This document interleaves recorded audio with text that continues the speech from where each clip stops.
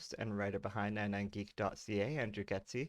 As primarily a fiction writer, releasing chapters of my books in weekly chunks on my Patreon, like episodes of TV shows when I'm not trying to make ends meet in what feels like a poverty nightmare, I wanted my brand, 99% Geek, to offer more than just my writing, pulling from my many interests and passions.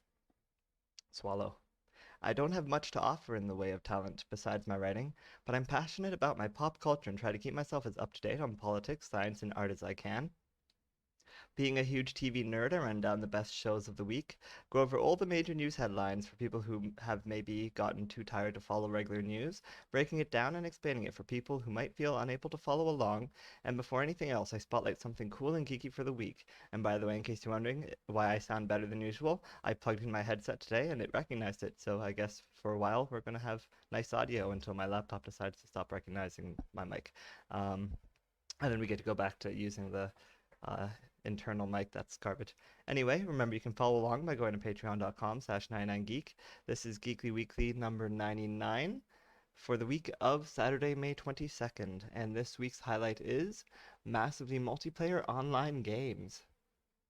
When I wasn't doing chores or writing or catching up on the DVR or working on this site or working on this blog or my site or job searching, I was spending all my free time playing World of Warcraft Burning Crusade Classic, which really wasn't as much free time as one would think. Like, I think I managed to finish the starting zones for 2 characters. That was about it. I love to go on and on about World of Warcraft, but I think I've done that before. And also, Blizzard doesn't really deserve it. They've kind of turned into a bunch of assholes, and I don't really appreciate supporting them. But I love their catalog of games, especially Diablo and Warcraft. But theirs isn't the only MMO that exists in the world. There are in fact many MMOs on the market that I would love to play, but just haven't found the time to get around to. So I'm going to detail what some of those are and why they might interest you where Warcraft doesn't. But I'm going to start by telling you my history of MMOs. For people who don't even game, MMOs are like digital online worlds where thousands of people can coexist together and it feels like a living, breathing, changing world. The first MMO I played was Ultima Online. Not when it first came out, but maybe in the first couple years. I remember it, not well, but I remember it. I remember walking around, killing defenseless animals, and never knowing where to go or what to do beyond that. But I explored the world some, and it was fun being online with so many other people. It was very basic, the graphics anyway. And the gameplay was rough, though it had some complicated mechanics under the hood that were perhaps too complicated for its own good. Going back to what I was saying about the graphics being basic, I seem to remember it had the same issue that I have with Dungeons and Dragons Baldur's Gate Dark Alliance, the PS2 thing that just recently came out, where it feels like the camera's too top down. Like it needs to be, it's ever so slightly slanted, but not really slanted enough. So you're seeing too much of just the top of everyone's heads. And in Ultima, I think you saw more of the sides of the bodies, but the world was top down, so it looked kind of like the perspective was off. And I don't know, it was just weird. I felt that about I think a few of the Ultima games that it's just too top down. You gotta get a bit of a slant on that. You need more of a Diablo-esque. I think that's like 3/4 or something like that view or something. I can't quite remember exactly the. I could probably look it up. Diablo perspective. Axonometric views.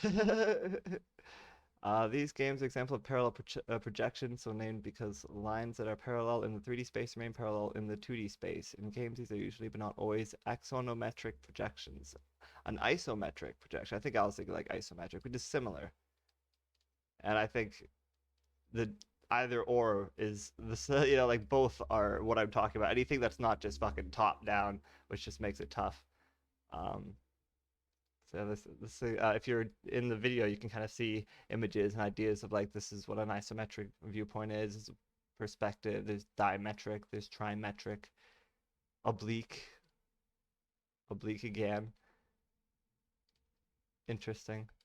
There's a lot of complication when it comes to where to tilt your camera, and I'm not exactly a master on that. I just know that Baldur's Gate Dark Alliance does it wrong. Moving on from there. I also pointed out that the gameplay in Ultima Online is perhaps that it had a lot of complicated mechanics under the hood that perhaps were too complicated. I think I already mentioned that. Okay, moving on. EverQuest. Never played it. I always wanted to, but never got the chance. My hope is that one day I'll hear about one of their progression servers starting up and I'll be able to jump in on day one and experience the entirety of EverQuest for myself. Progression servers, progression servers are for EverQuest are similar to WoW Classic, and in fact, I think inspired how Blizzard is running Classic going forward, to the chagrin of a lot of no changes Classic forever people. In progression servers, the server starts with the basic EverQuest experience and then slowly adds the expansions one at a time. And EverQuest was the first. If you're wondering why World of Warcraft has all those expansions, EverQuest did it first. I think Ultima Online has a lot of expansions as well, but EverQuest, it was like 14 or 15 different expansions. It just kept adding them and adding them, and I think you could even get some and not others, and it was really complicated. Um, but so as these progression servers, you start with this basic experience, and they just add the expansions one at a time, just like with the original release. Just I think they speed it up, so it's like in a quarter of the time frame, so you can see them. You can see this evolution of the world more quickly, but it's a great idea, in my opinion. As an OCD completionist, I think it's the greatest idea in the world, and as I said, I want to get in on day one of one of those one day. I was in, on the other hand, with Star Wars Galaxies, a game that practically doesn't exist anymore outside of the illegitimate piracy market. It had a lot of issues, having similar complexities and mechanics as UO and EverQuest, mechanics that weren't exactly user-friendly, but tried to encourage a more living universe to inhabit. The planets you could go to were all large and allowed player housing, which is cool. I remember I had my own house on Naboo and Tatooine, and I would farm for moisture and stuff, ride around on my speeder bike. I was a Bothan. It was a good time. You know, so many Bothans died to get those Death Star plans, but one of them survived, and he hung around on Tatooine and farmed moisture, and rode around on a speeder bike and explored the world like I did in Ultima Online. Just like in Ultima Online, never really knew where to go or what to do. I'd hang out in bars, talk to people. When the space expansion came out, it was a huge improvement and probably should have been there from the beginning. But by the time it was released, the game was already dying. It just didn't have the legs of something like WoW, unfortunately, because in some ways it was a really cool game.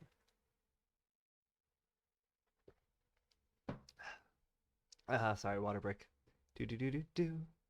I've never played Star Wars: The Old Republic, but that game is very high on my list of MMOs I want to get to. As someone who loved Knights of the Old Republic 1 and 2, I really want to explore all the stories that are on offer in the Old Republic, and it kind of bothers me that I haven't already. In fact, I have a fear that sometimes haunts me when I go to sleep, that the game will shut down before I ever get to experience it. That's one of the problems with these massively multiplayer online games. Another one is Elder Scrolls Online. I've heard good things. I love that it's on Xbox, but more importantly, I love the world. And so I really want to dive into this game, roll around in what it has to offer me, and steep myself in its narratives. I just haven't found the time yet. Unlike Old Republic, I secretly fear it's going to disappear before I ever get to it. Instead of focusing on just one region of the world like other games in the franchise, this game apparently contains every province and is sprawling. I also believe it has all the features I love in MMOs and Elder Scroll game and all the features I love in MMOs and Elder Scrolls games, like player housing. So I mean, I want to play it really bad, and it's just finding the time, especially when it comes to like, well, I'll get to that. Another one I want to play, and I'm afraid it will disappear, is Star Trek Online. Apparently, it lets you captain your own starship, lets you create a crew, go on missions, have space naval combat, have away missions. There's diplomacy, maybe. I don't know. It's big. It's a big game. It's not quite the Bridge Commander, Bridge Crew experience that would have had me there on launch day, but it's still an experience I'd love to steep myself in before it disappears for good. Please God. It's just finding time, especially when all these games take up so much time. And good luck trying to do more than one at once. There is at least one other MMO like this, Lord of the Rings Online. I've never really gave it a chance, and it's probably the oldest one on this list, but I've heard great things about it, and I would love to get in on that on day one and see everything, in on that one day and see everything it has to offer. I've heard its recreation of Middle Earth is amazing, and it's been out so long I'm often scared it might disappear one day before I get to see it for myself. I also believe that there might be progression servers in this game too, so maybe one day I can get in on a day one of those, hopefully. Fingers crossed if I hear about it in time. I do have certain podcasts that I'm subscribed to that focus on massively multiplayer online games. They're just low on the list, and so because I've been so behind on all my podcasts, I haven't listened to them in so long, so I wouldn't even know if there was any new progression servers starting up in any of these MMOs that I'm vaguely interested in. I wouldn't even know that they would probably come and go before I would ever even hear about it on one of those podcasts. There are other MMOs that I've heard have value, like Terra or Black Desert Online, but I've never played Guild Wars before, and I don't think it really counts as an MMO. It's basically like Destiny. There are hubs with other players, but then you play the actual game in private instances, which is just like it's like it creates a private world that you play in, and then when you're done, you go back to a city where like all the players hang out together. So it's cheaper for them, and then you don't have to pay a monthly fee. Um, but it's not exactly the same thing as an MMO in my opinion. EVE Online I've played and sucked at and never made it far in, though it's beautiful and compelling. It's also complicated and unforgiving. I've played Elite Dangerous on Xbox and enjoy the realism of its space navigation. I haven't played No Man's Sky yet. Uh, that should say yet. But I really, really want to, especially with all the things they keep adding to it. Most recently including the Normandy from Mass Effect. All three games are about having a massive all three of those games are about having a massive not all three of the Mass Effect games. I feel like yeah, that was pretty written. This whole paragraph. All three of those games, EVE Online, Elite Dangerous, and No Man's Sky, are about having a massive universe of solar systems at your fingertips to explore, trade, upgrade, and evolve in as your own sort of like space pirate or whatever. And then finally, there's Final Fantasy, not 11, not 9, but 11 and 14. I haven't played either, even though I love the Final Fantasy franchise a lot, like a lot. I think when 11 came out, I saw it as a betrayal. My opinion on it has changed though, and I've always wanted to jump in. There were talks of a phone port coming, and I actually wanted that really bad. I would have dived into that on launch day. That would have been my chance to finally experience the game, but it got cancelled. The PC version still exists on a single server with a small but dedicated community, and I might have no choice but to check it out in that form to see its narrative and world before it goes away. Of all the things on this list, this one is likely going to be the first to disappear, so my intention is to get to it soon. I've been playing Final Fantasy IV the after years right now because I never played that. I never played that. I started like I played Final Fantasy IV a long time ago back today when it was Final Fantasy II on Super Nintendo, one of the first games I ever beat as a kid, and I loved it. Fucking loved it. I think its story influenced me in a lot of ways. Its ideas about like um, morality and shit were really powerful to me. And I never played the 3D remake until recently, and it was great. And then I'm playing through the After Years, which is like the sequel-ish crappy version. The it's like a it feels like fan fiction, but it's made by the people who made the game, and it's not that terrible, but it does kind of suck. But I'm playing it anyway, and when I'm done that, I've already beaten Final Fantasy V before, so I'll probably skip that. I've played Final Fantasy VI a lot, but I never actually beat the end game, I don't think, so I might play through that one more time and actually beat it, and that would be cool. 7, I've played plenty of times, and I sort of beat it once, but it would be nice to play and beat it for reals again, and maybe play some of the other games around it, like Crisis Core and stuff. Then Final Fantasy VIII, I never beat that game. I only ever made it maybe halfway, so I would love to beat that game. Final Fantasy IX I beat before, but I might play again. Final Fantasy IX was one of the first Final Fantasies. I think I beat it shortly after Final Fantasy II, or like around that same period. I was just like, that was when I was like, oh, I can beat these games. I've never known I could do that, and then I just like put my, and then 9 came out, and I put all my shit in 9. I was like, wow, this game's amazing. But 10 I've played and I never beat, so it would be nice to beat that one. 10-2 would be sweet. And then after that's 11, and I might actually, in whatever form it is by that point, I will probably jump in and give it a try. But that's, who knows how far away that is, especially with all the other things that are going on at all times. So that's my plan as far as my Final Fantasy journey goes, which wasn't even written here. I just went off on a tangent. As for that, and then after I beat 11, I can move on to 12, which I've played before but never beat. 13, I beat the first game. I might just play it again for shits and giggles because I actually kind of liked it. And it's a pretty smooth experience. There's no real points you get stuck or anything like some of the other games, but that's some people complain because it's basically one long hallway. You can tell by the map that it just looks like you're doing one long hallway for the entire game. It doesn't look like a hallway if you don't look at the map, but if you look at the map, it's just like, okay, so it's just a winding hallway for the whole game.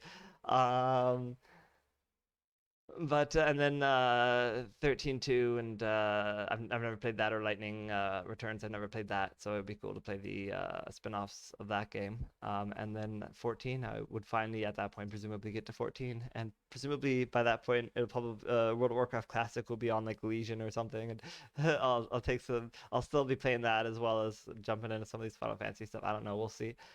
Hopefully by that point I'll figure out my whole job situation, and I'll be making lots of money off my Patreon and not having to worry about a job at all, because you guys will all chip in $1 and there'll be more of you than I expected, and you'll tell your friends and talk about it on message boards, and people will be like, whoa, hey, and and people talk about it in Reddit threads, how cool of a writer I am, and it'll just everything I'll ever want will just kick off, and things will finally go my way, and I'll finally meet the girl of my dreams, and we'll hang out and play video games and do podcasts together,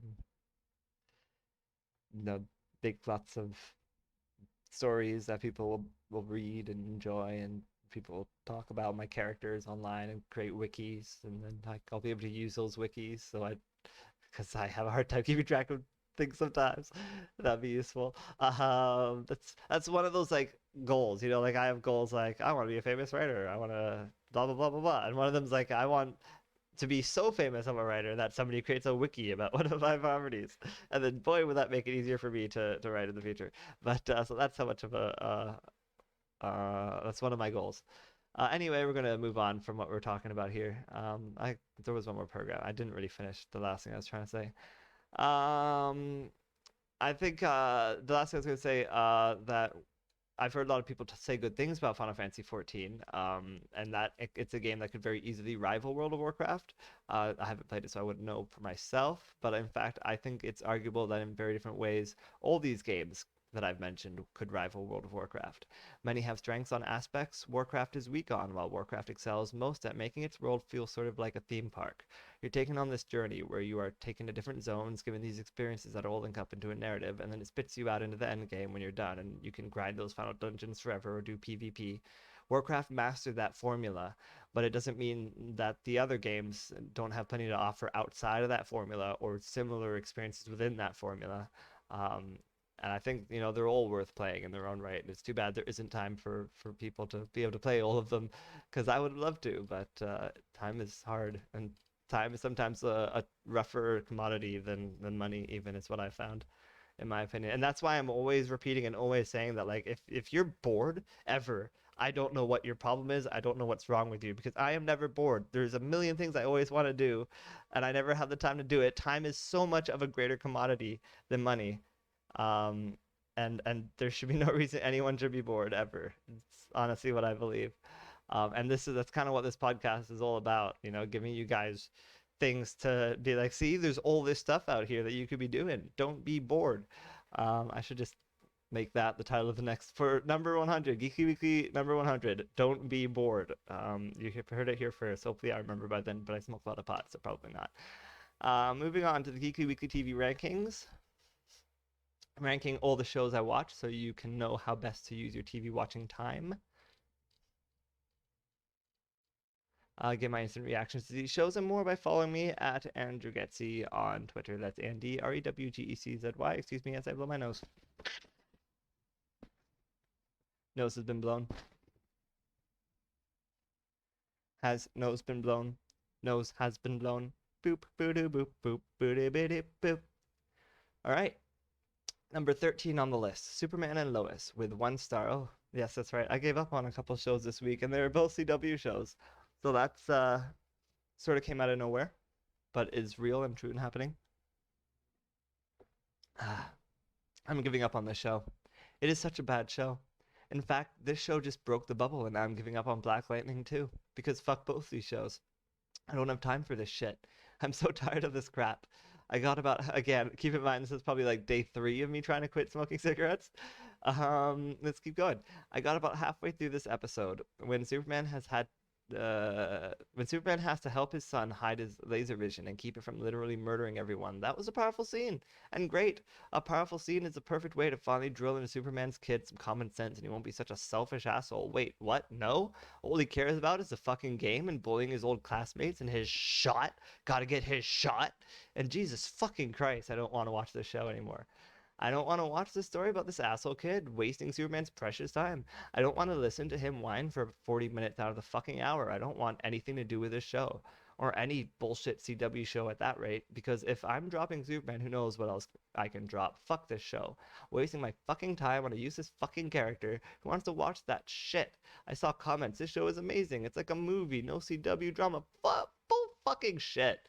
The kid broke me. This show broke me, and I don't think the CW can get me back. I don't care about Superman's kid, and I have no patience for him either. The other kid was fine, but that kid, and the show's about him, and everyone's bending over backwards to give that kid everything he fucking wants, and he's just a whiny little emo bitch, and I can't take it anymore. I'm done with Superman and Lois. I'm sorry, and I'm done with Black Lightning too. And that was like 2 episodes from ending anyway. But I know it had a spinoff coming. I don't care about the spinoff either. Just I'm done. CW, fuck you. Moving on from there. Also, please hire me. I'm sorry. Water break. Ah. All right. Moving on from there. Family Guy, 2 stars. Number 12 on the list. A lot of shows this week. Really not going to miss Black Lightning or Superman and Lois. It was a boring episode, one that I repeatedly hoped would hurry up and finish. That said, I wanted to rate it lower because I realized I laughed at a lot of the jokes. There was some great. I wanted to rate it lower, but realized that I laughed at a lot of the jokes. I'm sorry, that makes more sense now. There was some great humor here, even if the plot bored the shit out of me, and a lot of the jokes, mostly sports related, didn't really land at all. This is absolutely a weak 2.5 stars, but I think some of my ire against the episode just comes from how much sports movies generally bore me, and all those jokes about sports and sports movies were largely lost on me. And yet I still laughed a lot, so it wasn't so bad. But I spent a lot of time not laughing. All right, 2 stars it is. The joke at the end with Joe was dumb, lazy but kind of funny, and that's a good summary of this whole episode. A high 2 stars instead of a weak 2.5 stars. It's almost there. It was fine, just not any better than that. Moving on, number 11 on the list, The Flash with 2 stars. Another show that almost hit 2.5 stars this week. Both shows teeter on the very edge of being alright, but just can't be interesting enough. I hated how Nora decided to side with one of the Power Kids now, after last episode specifically betraying her father because all the Power Kids were dangerous and needed to be destroyed. So they are so dangerous she has to betray her closest friend, but not so dangerous she can't team up with them against her only friend. None of this makes any sense. Joe retiring from the force does nothing but get him out of the way for the cops to be more corrupt. At points this actually felt like a Flash episode, albeit not a. At points, this actually felt like a Flash episode, unlike other episodes this season. It just didn't feel like a very good one. But at least it succeeded there, where other episodes couldn't even manage that, which is how it ended up with at least 2 stars. So it was almost an alright episode. Close. Also, that ending was super ambivalent. Is Iris dead? Because Barry was acting like they're all dead, but he was looking at the other girl and sort of just was like, "Oops," without even a glance at his wife. So I don't know. That ending was weird. The episode was meh. It was just a meh episode. Moving on from there to number 10 on the list, Saturday Night Live. If you only have time for 10 shows in your week, well, at least Saturday Night Live made it this week. It wasn't a great episode of Saturday Night Live. I will say it was more consistent than last week's episode of Elon Musk, but at the same time, I don't think it ever reached the same highs as that last episode, except perhaps during the weekend update. I thought the Gemma sketch was the best Gemma sketch ever, only because I felt it deviated a lot from the usual formula. I wouldn't say any sketches were outrageously bad, just that they largely weren't that funny, and it's too bad because I feel like Keegan is capable of better. Finally, I actually liked the musical guest this week. She did amazing even though I skipped half of her first song. Her second song had a very 90s grunge feel to it that I really liked. And she's blowing up now. I should have added in the next segment the upcoming things. I should have just added Olivia Rodrigo because fuck, everybody's talking about her now. Who knew who the fuck she was like weeks ago, but now everybody knows who she is. And I gotta admit, that second song was a slapper. I liked it. Moving on from there, number 9 on the list, Batwoman with 3 stars. This was a reasonably enjoyable episode of Batwoman, with Alice being an absolute highlight again. It wasn't a great episode, telling a mediocre story about zombies and telling it in the most rushed, half-assed way possible. However, the episode had interesting things to say about corrupt police and police racism. Yep, Batwoman was arrested and put in jail because she's black, and they murdered another black member of her team in cold blood. That ending was shocking. But the ending and Alice's scenes felt the only saving grace in an otherwise heavy-handed and distracted episode. A strong 3 stars, maybe even 3.5, but I think Ocean's weird changing character brings it down slightly. So 3 stars it is. Moving on to number 8 on the list with Fear the Walking Dead. I gave it 3 stars.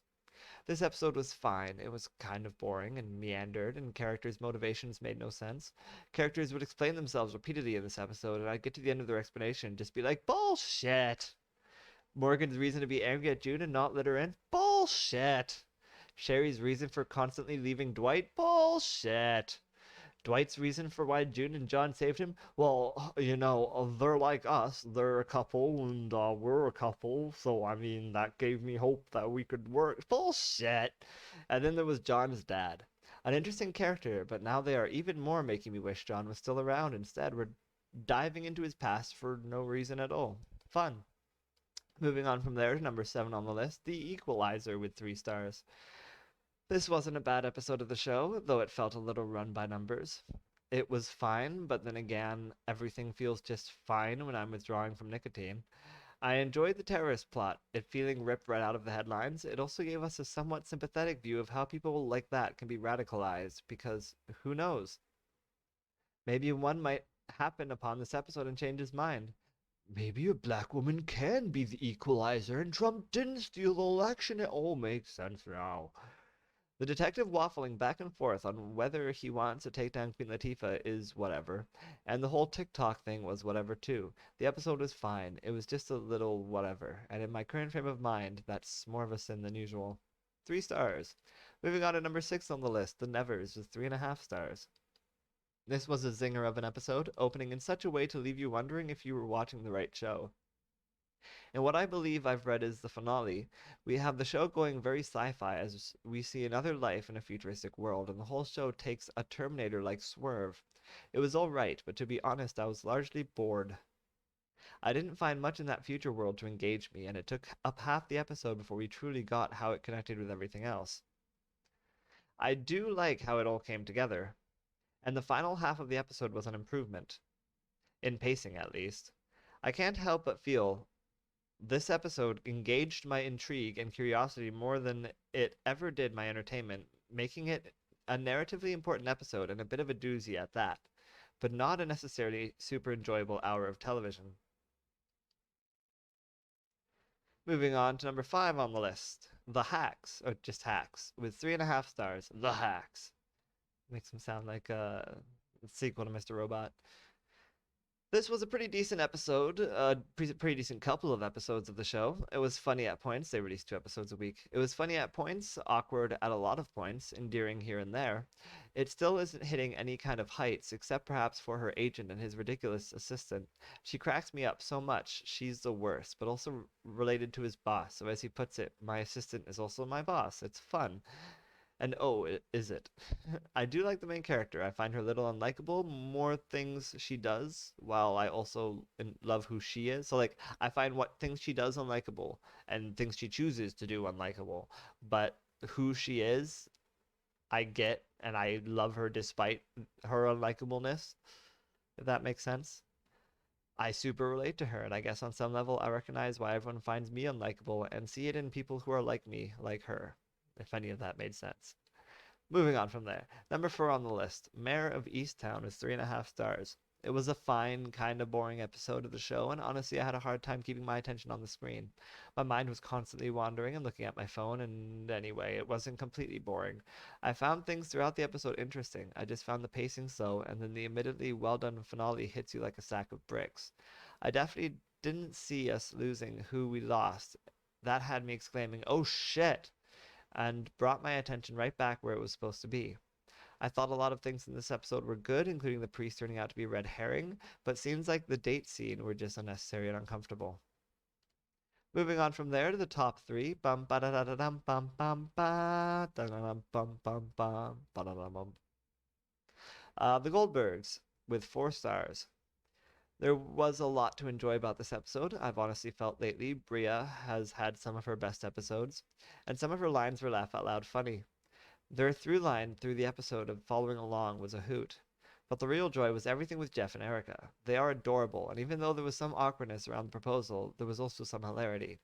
It also somewhat called out its own formulas and bucked them a little. Not much, but a little. A fun episode, if still flawed, episode of the show. A fun, if still flawed, episode of the show. Episode, show, fun, flawed, the, of. Okay. Number 2 on the list, The Bad Batch, with 4.5 stars. It was a really good episode of the show this week. Not very deep, and I didn't love how they swindled the one guy out of 3,000 credits, but I enjoyed the steady pace, the engaging action, the enjoyable locale, and they did a great job of establishing the locale quickly and then using the locale effectively throughout the episode. There was a lot to like, and I haven't even mentioned Ming-Na Wen, who is probably the best part. Returning as her character from The Mandalorian was nice to see this week, and I liked all her character's choices, and I liked the way she played her, and I liked how badass and relentless she came across, while also being fair and likable. I want more Wen. Great episode. In fact, I think the best episode of the show, at least as far as the rating is concerned. I don't think it was ever this high on the list either. So good job with Star Wars: The Bad Batch this week. Moving to number 1 on the list, Legends of Tomorrow with 4.5 stars. I love this episode. Easily, it's the best episode of the season, and finally, it felt like it was somewhat reaching for the greatness of past seasons. Curious that it still didn't reach 5 stars, though, but it was number 1 on the list, which is good for Legends of Tomorrow. I think that's more a sign that there's just not something super amazing this week, unfortunately. Nothing was super, like, wow, exciting. But still, this was a great episode of Legends of Tomorrow. I didn't love absolutely everything about the episode, but the stuff I loved a lot. The songs were amazing, not least of all because someone had to write those songs just for the show. The performances were amazing, and the comedy had me laughing my ass off throughout. The only thing I didn't love was the focus on Zari and Constantine, a relationship I don't think works at all, and it kind of grosses me out. But even though that was the focus, the show delivered everything I wanted from the show and more, and this ended up being a classic episode. And that was the Geekly Weekly TV rankings. Remember, you can get my instant reactions to these shows and more by following me at Andrew Geczy. AndrewGeczy. Seriously, go there. Twitter. Sign up if you haven't yet. It's important. Why is it important? Because then you're in this huge ecosystem that, yes, it's everyone in the world. So there's going to be a lot of trolls and haters and shitty people, and you're going to have to click on their names and say block and make them go away forever. But there are also celebrities, and everyone that matters is there, and everyone that matters is saying things there, and you can follow the people that matter and block the people that don't matter, and and and it connects you with everyone. I love Twitter. I think Twitter, despite its flaws, is the place to be. And so you can follow me there at Andrew Geczy. That's AndrewGeczy. Moving on from there to the Geekly predictions. These are new releases people will be talking about around the water cooler over the next week. Starting at the top, A Quiet Place 2 is entering theaters this Friday. Apparently, it's not going to be available on streaming for another 45 days, however long that's going to be.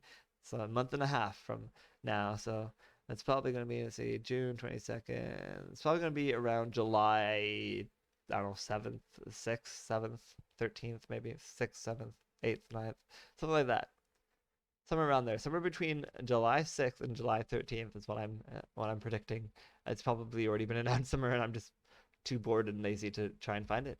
It's fine. It should have been released a while ago. It was about to be released when the pandemic started. There were already like the final trailers coming out, but now here's a new trailer anyway. In case you haven't already seen too much of the movie. I don't think it's worth going to theaters for, but by all means give it a try and see how it goes if you have a theater near you that's open. I don't even think I do, so because Ontario's still having a hard time. And I don't have my vaccine yet, so I will not be going to see it, but I might stream it at some point. I liked the first movie well enough. I thought it was cool. I liked the daughter. I thought she was interesting. The one that was deaf, I think. She was like one of the best parts of the movie. Anyway, number 2 on the list, Cruella. Cruella. Who are you? I'm Cruella. I can't do Emma Stone. I'm sorry. I don't have an Emma Stone impression in me. Yeah, Cruella is coming to Disney Plus on Friday. And I do not have. I'm one of those people that I think other people get really mad at because I just don't. I'm not that excited for this movie. I just don't care that much about. To be honest, I'm not a fan of 101 Dalmatians. I've never. I found that movie kind of boring. I found its sequel kind of boring. It's just like, yeah, there's dogs. Uh huh. That's it. Okay, cool. Dogs. Um, but yeah, if you like dogs and you want to watch a movie with Emma Stone and not a lot of dogs, then Cruella might be the movie for you, I guess. I will say it looks like she's enjoying herself, and that looks enjoyable. And I imagine were I to watch it at some point, that I would find enjoyment in it. I'm just not excited for it. That's all I'm saying. Moving on from their number 3 on the list, Robot Chicken Archie Special comes out on Adult Swim on Sunday. And I had no idea this was existing until I saw it on the list and I watched the trailer and I'm like, yes, I need this. Please just inject it directly in my veins.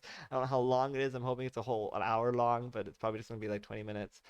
Which at least will be more than the usual 10-minute episodes. I'm hoping it could even just be a 10-minute episode, but I'm really hoping they go for like a longer episode.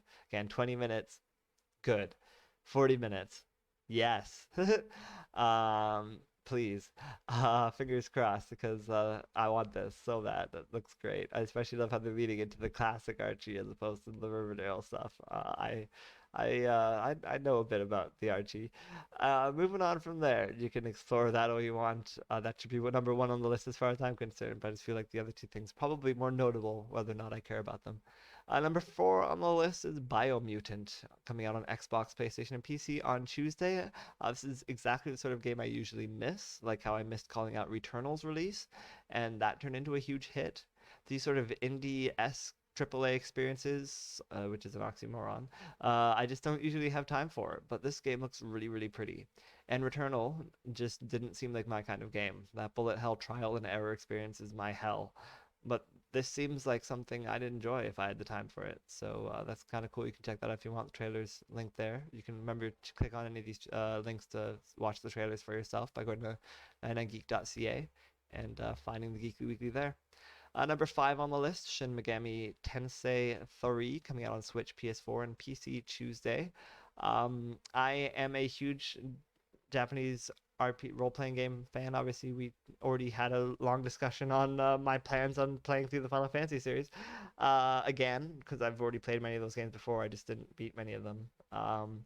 But obviously, there are many other RPGs that I love. I've played through many of them. I think one of my favorite games of all time, not the top game, but on the list of top 10 or whatever somewhere, is Xenosaga, and I love it. Even though that's another one that I've only really played half of the first game, and then I haven't played anything else. But I always wanted to play the whole franchise, and then my PS2 died, but I had a PS3 that was backwards compatible, so it was fine, not a big deal. But then my PS3 died, and I got a new PS3 that wasn't backwards compatible, and it was like, great, now I will never be able to play the Xenosaga games again. And that has remained to be true to this day. So yeah, maybe one day I'll be able to play those games. But what was I saying? But yeah, as far as Shin Megami Tensei 3 Nocturnal is concerned, actually, let's do that thing where I do do do do do do do do.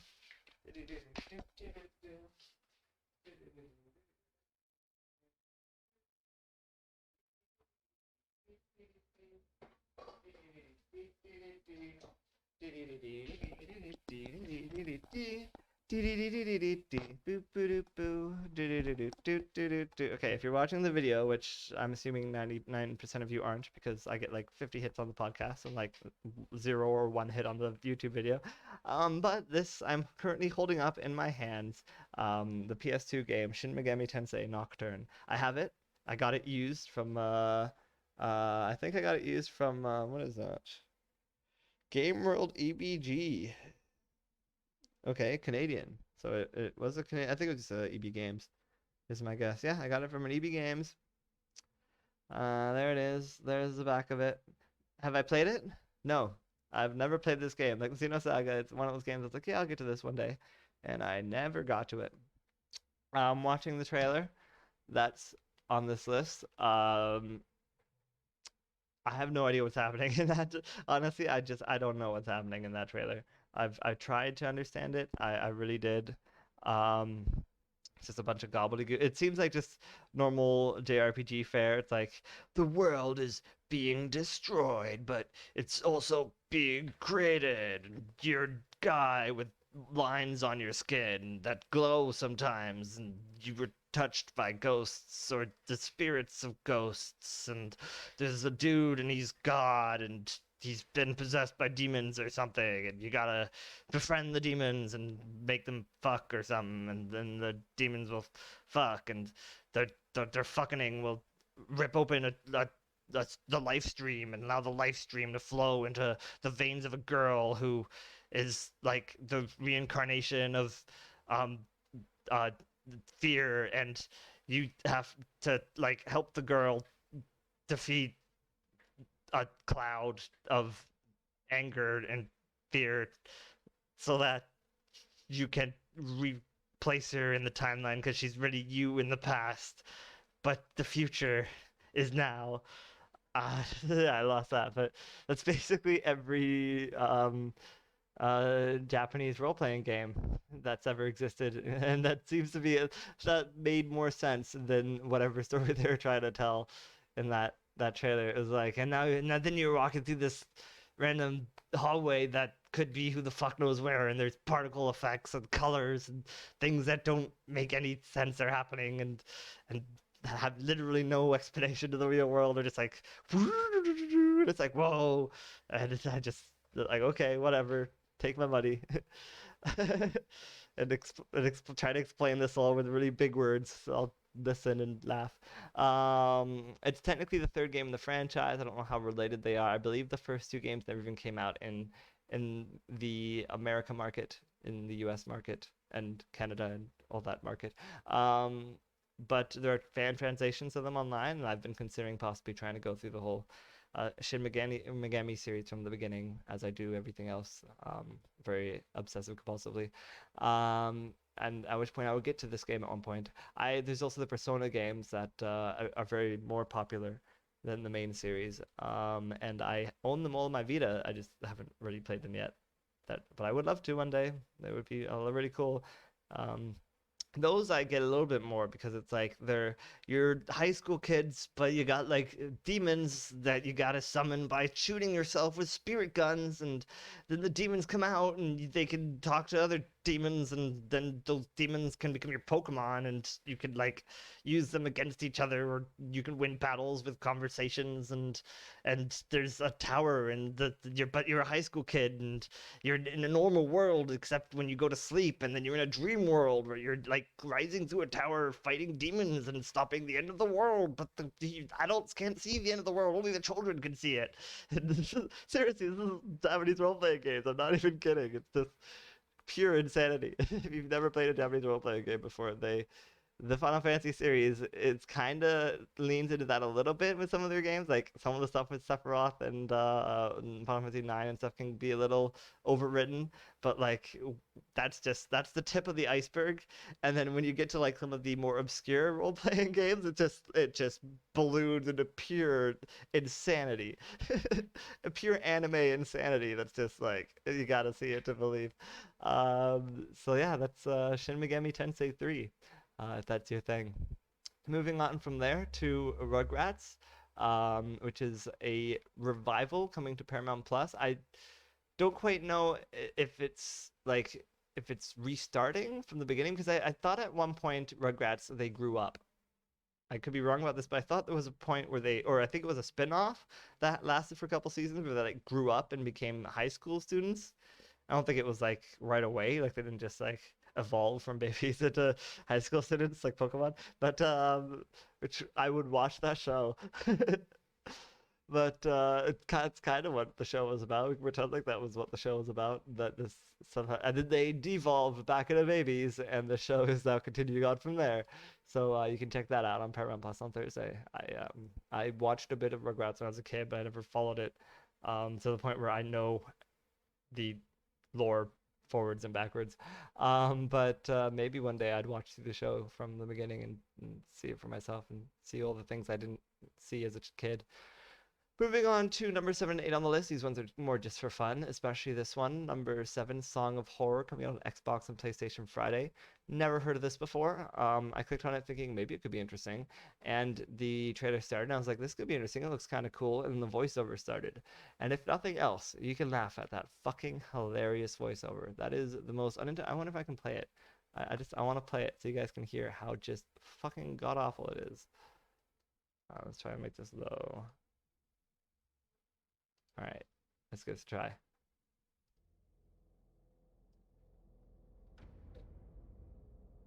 All right, can you hear that? Isaac, my dear friend, you don't know what you've done with that cursed music box. About that.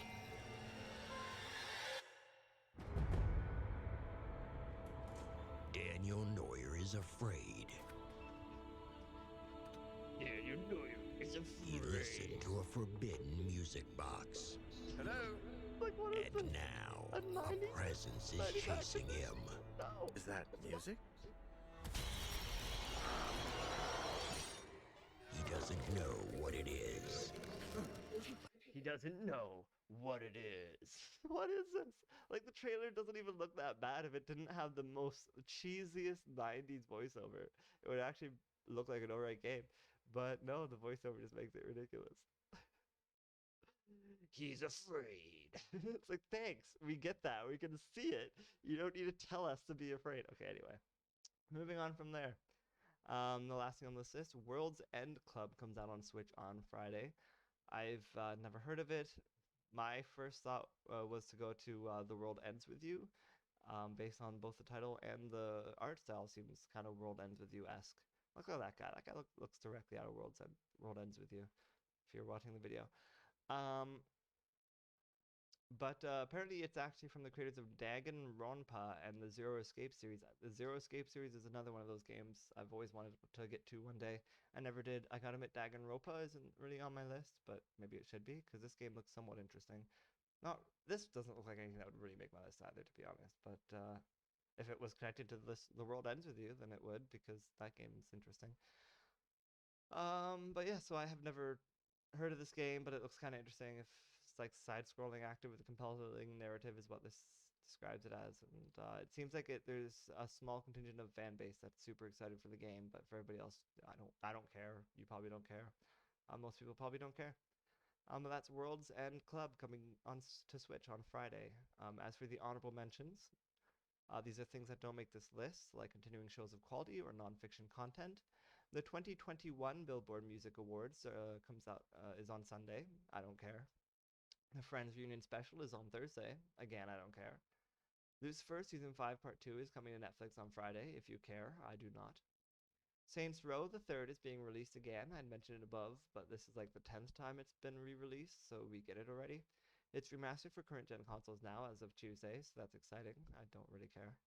Maneater gets a release on Switch. I've heard it's good. I haven't played it, but I've heard it's good, so you can get it on Switch now. It's a game where I can't imagine it was that hard for them to port it to Switch. I don't think they had to do much. Anyway, moving on from there. Geekly news headlines. That's news from the past week you need to know, so you won't be as ignorant as a QAnon loser.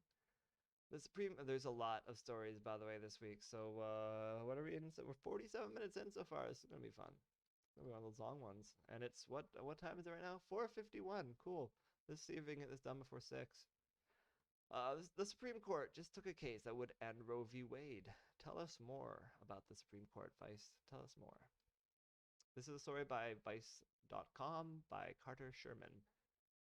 And this came out May 17th, 2021. See, I did it. I read the date, wrote it backwards. Hiccups. I wish I had more water. I don't. It's empty. That's annoying. I could go grab it like I did Nocturne, but I already left the mic once. The Supreme Court will hear arguments in a case that challenges the heart of Roe v. Wade and might just spell the end of legalized abortion in the U.S. The justices announced Monday that they would take Dobbs v. Jackson Women's Health Organization, a case over a 2018 Mississippi law that banned abortions after just 15 weeks of pregnancy, with no exceptions for rape or incest. The law was almost immediately halted by a legal challenge. Under Roe, the landmark case that legalized abortion nationwide nearly 5 decades ago, states can't ban abortion before the fetus would be viable to live outside the uterus, which typically occurs around 24 weeks of pregnancy. There's no path to upholding a ban like this that doesn't contradict Roe v. Wade's core holding. Hillary Schneller, senior staff attorney for the Center for Reproductive Rights, which is representing Jackson's women's health organization, told Vice News last year. The fact that the Supreme Court agreed to take the case anyway is a vivid sign that at least 4 of the 9 justices, the minimum number needed to agree to hear a case, wants to revisit Roe. In the order announcing their decision, the justices explicitly said they would be examining whether states should be allowed to ban abortion prior to fetal viability, meaning that the justices are weighing whether to strike Roe's key protection. With the Supreme Court's roomy new 6-3 conservative majority, which, remember, Trump got to appoint 3 of those 6, it was only a matter of time before the justices agreed to take on an abortion case that challenged Roe. President Donald Trump, successfully appointed 3 conservatives to the bench. I got there before they did. Amy Coney Barrett, his latest pick, has repeatedly indicated that she personally opposes abortion, and this particular case has long languished on the back burner. The justices had reviewed whether to take up Dobbs more than a dozen times prior to Monday's announcement. Still, the Supreme Court hasn't heard a case that threatens Roe this much since 1992, when it ruled to preserve abortion access in Planned Parenthood versus Casey, according to Mary Ziegler, a professor at Florida State University College of Law who studies the legal history of reproduction. There's no way to overstate this, not just that they just agreed to take the case, but that they agreed to take the most explosive question presented, Ziegler said. We don't know if there's 5 votes, but we have to believe there are. When it comes to Roe's demise, Ziegler said, it really is, to me now, a question of when, not if. In the 1992 case, the Supreme Court ruled in a 5-4 decision to uphold several Pennsylvania abortion restrictions as constitutional, but to strike down a regulation mandating that a married woman tell her husband about her decision to get an abortion. The case ultimately reaffirmed Roe, but also created a new legal standard for courts to evaluate states' abortion restrictions. Abortion rights supporters and abortion opponents have wrestled over the boundaries of that standard ever since. Ziegler mapped out 2 directions the Dobbs case might take. The Supreme Court might agree to overturn Roe outright, or the justices could agree to let states ban abortion ahead of viability, leaving Roe intact on paper but hollowing out the landmark decision in reality. If it's not viability, then what is it? Lots of red states are saying it's 6 weeks, Ziegler said. It becomes a free-for-all. 8 states have passed laws banning abortion at just 6 weeks into pregnancy before many people know they're pregnant, according to the Guttmacher Institute, which tracks abortion restrictions. None of those laws are currently in effect, thanks to court challenges. The war over abortion rights has long been waged in incremental battles. Anti-abortion advocates have spent the past decade chipping away at Roe through state-level legislation that requires abortion patients to spend hours, sometimes days, before they can get the procedure or hear inaccurate medical information meant to deter them, among myriad other obstacles. And the problem, I'm pausing from reading this to point out, that the problem with making it harder to agree, even just like increasing the time it takes between somebody knowing that they need an abortion and being able to actually get that abortion, that increases like the whole thing is, well, we don't want to be hurting real human like we don't want to be hurting developed human minds or any, we don't want to kill a human being. So when is a fetus a human being? Well, guess what? If you're making it longer and harder for people to get abortions, that only increases the likelihood of that thing being a human being by the time we abort it. Right? Don't you want to get it out earlier while it's still just a mass of cells working away so it doesn't become a conscious thing that can feel itself being aborted, such as a baby about to be born, which would never be aborted anyway, except for medical purposes. And at that point, it would have, we have, for the, I feel like the gap between what we consider, not a viable like not a viable fetus or not a person to being a person, but also us having the technology to artificially like put it in an artificial womb and bring it the rest of the way to gestation. We have, it's that gap is narrowing, right? So I mean, there is very little reasons to take a fully developed baby and abort it from a person, and it's not just happening willy-nilly like conservative propaganda likes to instate. It's, if there is a medical reason or whatever for somebody to remove a baby, that late in the stage, at this point, we have ways of keeping it alive. So we're not just aborting babies willy-nilly left and right, fucking fully formed fetuses. And generally people know by like like halfway through the pregnancy, whether or not they want to keep it or not. And there should be leeway there, and conservatives are just trying to wipe it all off the table and be like, nope, every sperm is special in its own way. Yeah. So yeah, where was I? Outright abortion bans like Mississippi's have become popular only in the last few years, largely in the wake of Justice Brett Kavanaugh's nomination to the Supreme Court. Even though the court quickly put those bans on ice, anti-abortion activists have pursued them as part of a deliberate legal strategy to give the Supreme Court a chance to directly reconsider Roe v. Wade. They finally succeeded. I want to point out that I think Trump hoped that his appointees would also push and support his election fraud claims and all this and the other. And people tried to bring that to the Supreme Court, and the Supreme Court literally was just slapped it away, just like, no, not interested, goodbye. And I believe even Kavanaugh, took the job serious enough not to listen to Trump's bullshit. So I think it's at least possible that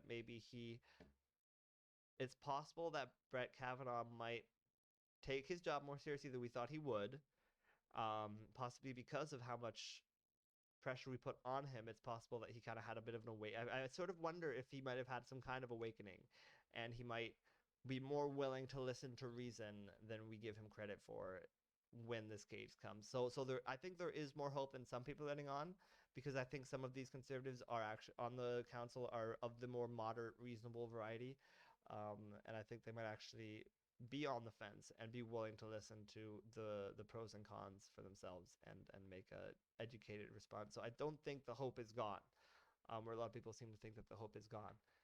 That's just what I think. As I put here, now we find out just how seriously Kavanaugh takes his job. Moving on from there, Trump's Space Force commander thinks Marxists are taking over the military. That sounds interesting, but first I'm gonna get myself a drink of water. Be right back.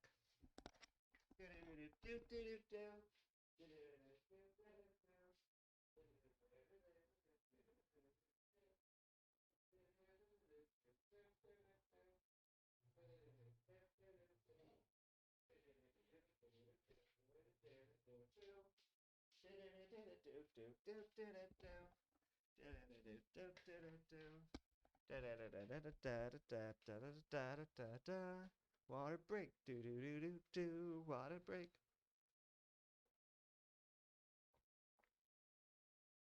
Oh, yeah, that. It's like really hot. Ah, and my air conditioner leaks, so I run it at night when it's not so humid, but during the day it's like I can run it maybe an hour, and I have to pick when the hour is gonna be. Um. Anyway, Trump's Space Force commander thinks Marxists are taking over the military. Lieutenant Colonel Matthew Lomere was dismissed on Friday for comments he made on a podcast. This is a story by Paul Bless on March 17th, 2021. A commander in the U.S. Space Force has lost his job after going on a media tour slamming his superiors and writing a book that claims the military has come under the influence of a neo-Marxist agenda. A totally real thing that is definitely happening, I'm assuming, is sarcasm. Lieutenant Colonel Matthew Lomere was the commander of the 11th Space Warning Squadron at Buckley Air Force Base in Colorado, which is tasked with detecting ballistic missiles. Earlier this month, he self-published a book called Irresistible Revolution: Marxism's Goal of Conquest and the Unmasking of the American Military. Oh, I think I'm being too quiet here. Oh no, how long have I been doing that since the video, right? Whoops, I'm sorry guys. My mistake. I really gotta stop doing videos. When I do videos, it all just goes wrong.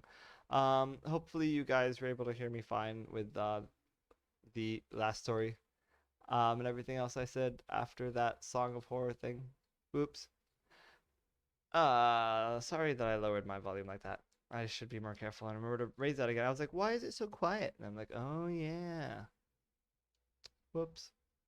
Anyway, while promoting this dude's book, he was openly critical of diversity and inclusion efforts led by Defense Secretary Lloyd Austin, who earlier this year became the first black Pentagon chief. I don't demonize Austin, but I would want to make it clear, both to him and every service member, that if we pursue this agenda, it will divide us. It will not unify us. Lomere said in a recent podcast interview with conservative commentator L. Todd Woods, according to military.com. It was also during this interview where Lemire charged the Defense Department's push to increase diversity and inclusion in the military is rooted in critical race theory, which is rooted in Marxism. Austin issued a stand-down order in February, shortly after its confirmation by the Senate, and after the Capitol riot on January 6th, directing military supervisors and commanders to discuss extremism. Austin said in a memo at the time that there must be a concerted effort to better educate ourselves and our people about the scope of this problem and to develop sustainable ways to eliminate the corrosive effects that extremist ideology and conduct have on the workforce. Where does that quotation end? Dozens of former military service members, law enforcement, and other government employees have been arrested in connection with the riot, and last week Marine Corps Major Christopher Warnagaris became the first active duty service member charged in the riot. What we saw taking place in the country and in the military, frankly, during this past year, especially, was reminiscent of Mao's Cultural Revolution, where you had to toe a certain party line, Lemire said in another interview, according to the Washington Post. Lemire was subsequently fired Friday. A Space Force spokesperson told the Washington Post Sunday that Lieutenant General Stephen Whiting, the commander of Space Operations Command, removed Lemire from his role due to a loss of trust and confidence in his ability to lead. This decision was based on public comments made by Lieutenant Colonel Lemire in a recent podcast, a Space Force spokesperson told military.com. Lieutenant General Whiting has initiated a command-directed investigation of whether these comments constitute prohibited partisan political activity.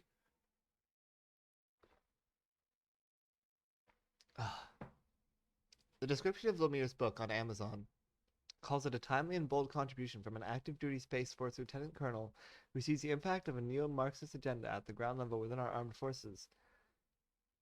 Sounds shitty. Our prominent conservatives were infuriated by Lemire's firing. We need to be preparing our warriors to fight and win battles, not how to beat SJWs, Representative Dan Crenshaw tweeted Sunday. Don't let this story slip away.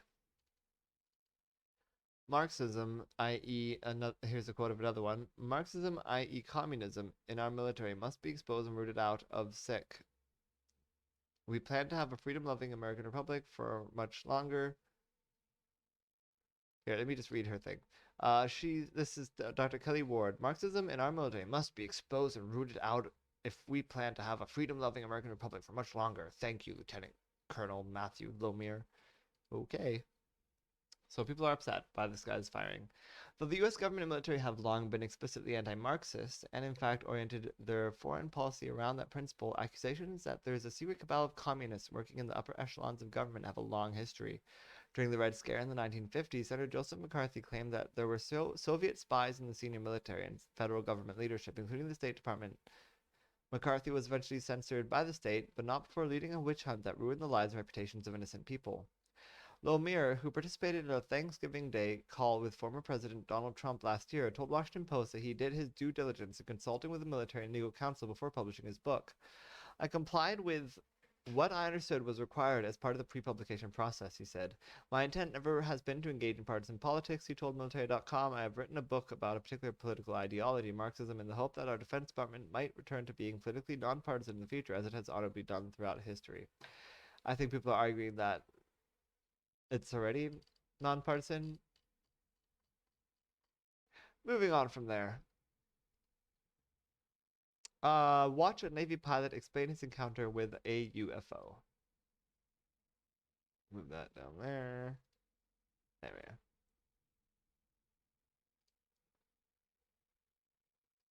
And to this I say that I believe this was something, maybe not aliens, but it's definitely something.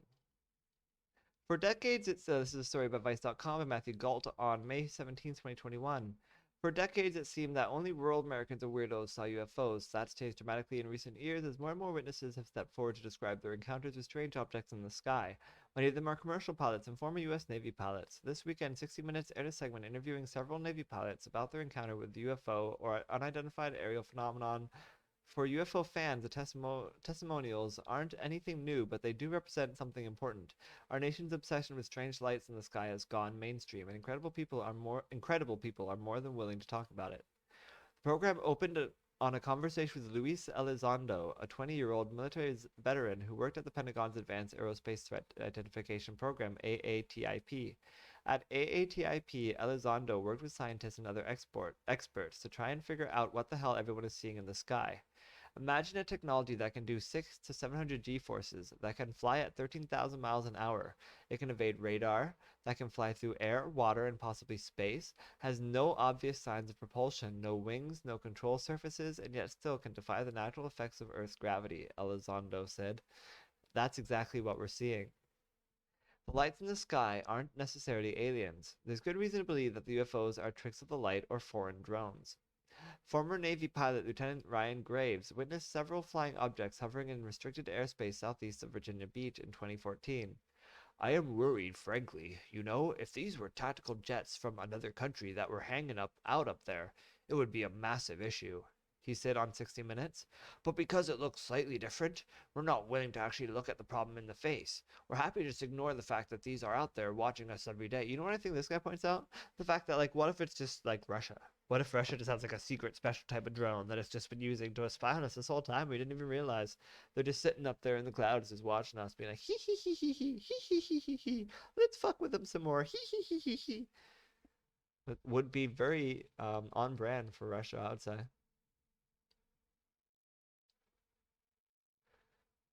In 2004, former U.S. Navy pilots Alex Dietrich and Dave Fravor witnessed the now infamous Tic Tac UFO while flying as part of the USS Nimitz carrier strike group. Dietrich is camera shy, but Fravor has been open about his UFO experience, including a lengthy interview on the Joe Rogan podcast in 2019 and an interview in the New York Times in 2017. I don't know who's building it, who's got the technology, who's got the brains, he said on 60 Minutes, but there's something out there that was better than our airplane. The Pentagon has declassified a lot of information about UFOs in the past few years and has promised to release a report on the subject by June 1st. The most recent spending bill that funds U.S. intelligence agencies included a provision requiring it to produce a report on UFOs. There are a lot more sightings than have been made public, former Director of National Intelligence John Ratcliffe said on Fox News in March. And that's the thing about this, and I've mentioned this before, and I'm going to mention it again. As much as, yeah, I 100% believe it could be aliens. Sure, why not? In this world of everything is it's a universe of probabilities, and because of that, it could absolutely be aliens. 100%, I believe it could. But generally, we don't immediately jump to the most absurd answer to something and be like, it must be that. You know, we don't feel an earthquake and immediately go, it must be the secret. It must be Godzilla rising from the ground. I mean, what else could it possibly be? It has to be Godzilla. I mean, it could be Godzilla. It could also just be an earthquake, more likely. And in this case, it just is more likely to be some kind of technology we haven't heard of, because that too is pretty unlikely. But aliens is very unlikely. Not that they don't exist, but the odds of them coming all this way, us not seeing them approach, they would be coming super fast. Us, or maybe they, like my hyperspace in Adrift Homeless, maybe they just magically appear there. They go through they go through port space, I should say, not hyperspace. It's called hyperspace in Homeworld, but I call it port space. So they go through port space, they just magically appear somewhere else. Maybe that's what the aliens are doing. But odds are more likely that it is some sort of technology we haven't heard of before, and that's hiding somewhere that somebody has, and they're laughing at us right now because we're so confused, and they're just sitting there be like, hee hee hee, I've got this thing and they don't know about it, hee hee hee, which sounds very Lex Luthor. But again, this is a world of probabilities, and unfortunately to say, I'm gonna say it, some sort of super villain Lex Luthor type character is more likely than aliens at this current junction. Not even because I think it's impossible that an advanced race out there could travel that far, but I think it would require a lot of energy, and they would need a really good reason to do that. And just to zip around in our sky for no reason doesn't seem like a good reason for an alien to go all that way and we will waste all that energy. My fear is what I think. What's his name? The dude who talks with the voice. Smartest scientist, the world, robot voice. Hawking. Stephen Hawking. That's right, Stephen Hawking. I remembered it before it came up. I people watching the video, they know that to be true. But for this, you probably see I'm faking it. But anyway, Stephen Hawking. I'm pretty sure Stephen Hawking once said that if aliens were to come to our solar system, that they would probably, it would be like in the Independence Day, where they would come seeking all our resources, because fuck, they just used up a ton of resources to get here. So they're gonna drain our sun of all its energy. They're gonna drain our planet of all its resources and oxygen and shit, and be like, yeah, we got all this awesome shit we can use now, and then move on to the next place. That's the only logical reason that I could think of why an alien would choose to go all the way from wherever it's fucking living, because the distances are just so fucking huge that the aliens would need a really damn good reason to come all the way here, and it wouldn't be just to zip around our atmosphere, and be like, see ya, guys, peace. But yeah, so it is just more likely, not impossible, that it's aliens, but it is more likely that it is some sort of Lex Luthor character. It's just like, hee, I've got this thing that you guys don't know about. Hee. Moving on from there. Toronto police lay charges and investigate assault allegations following Saturday protests. This is a story by the news staff. I guess that's the city news staff. Congratulations, you did a story for once. And they did this May 16th, 2021, but updated it May 17th. 2021. Police charged a person. No, let's go down here. Okay. Toronto police say they have laid a variety of charges following two separate demonstrations in the city's downtown core. On Saturday afternoon, a large group marched from Queen's Park and through the downtown core. Photos and video from the scene appear to show people carrying signs with messages of opposition to the province's COVID-19 policies and the use of vaccines. Two police officers received minor injuries during the demonstration, including an officer who was allegedly bitten, police said in a news release Sunday. Tarek Khaled Al-Zabalawi, 24, of Mississauga, has been charged with 2 accounts of assault, peace officer, and mischief under $5,000. Police have not released any further information regarding circumstances of the alleged assaults. Al-Zabalawi appeared in court Sunday morning. Police also laid charges at a demonstration at Nathan Phillips Square late Saturday afternoon. Thousands of people had gathered for a vocal but relatively peaceful protest in response to the ongoing Palestinian-Israeli conflict. Heavy police presence was on hand for what they estimated to be a gathering of between 2,500 people and 5,000 people.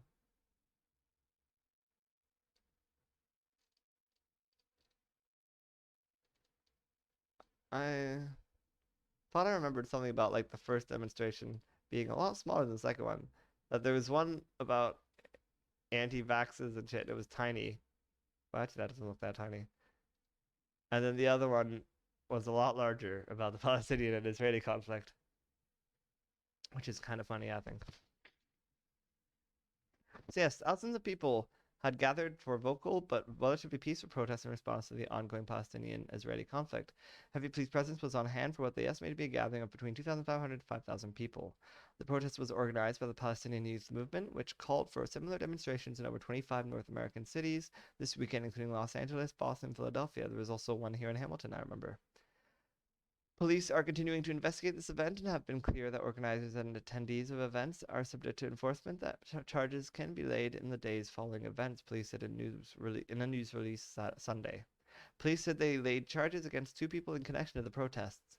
22-year-old Thornhill resident Hamza Al-Kiswani was charged with 1 account of assault. A second person, Connor Campbell, 29, of Toronto, has been charged with bring weapon to public meeting. That's a weird one. The circumstances around the charges have not been released by the police at this time. Investigators also said Sunday they are looking into videos circulating on social media that allegedly show a person being assaulted by a group of people. The videos were released on Twitter on Saturday evening, appear to show a group of people attacking and chasing a person with sticks, and others seen 2 groups appear to be attacking each other. Car alarms and the sounds of people yelling and screaming can be heard in the video.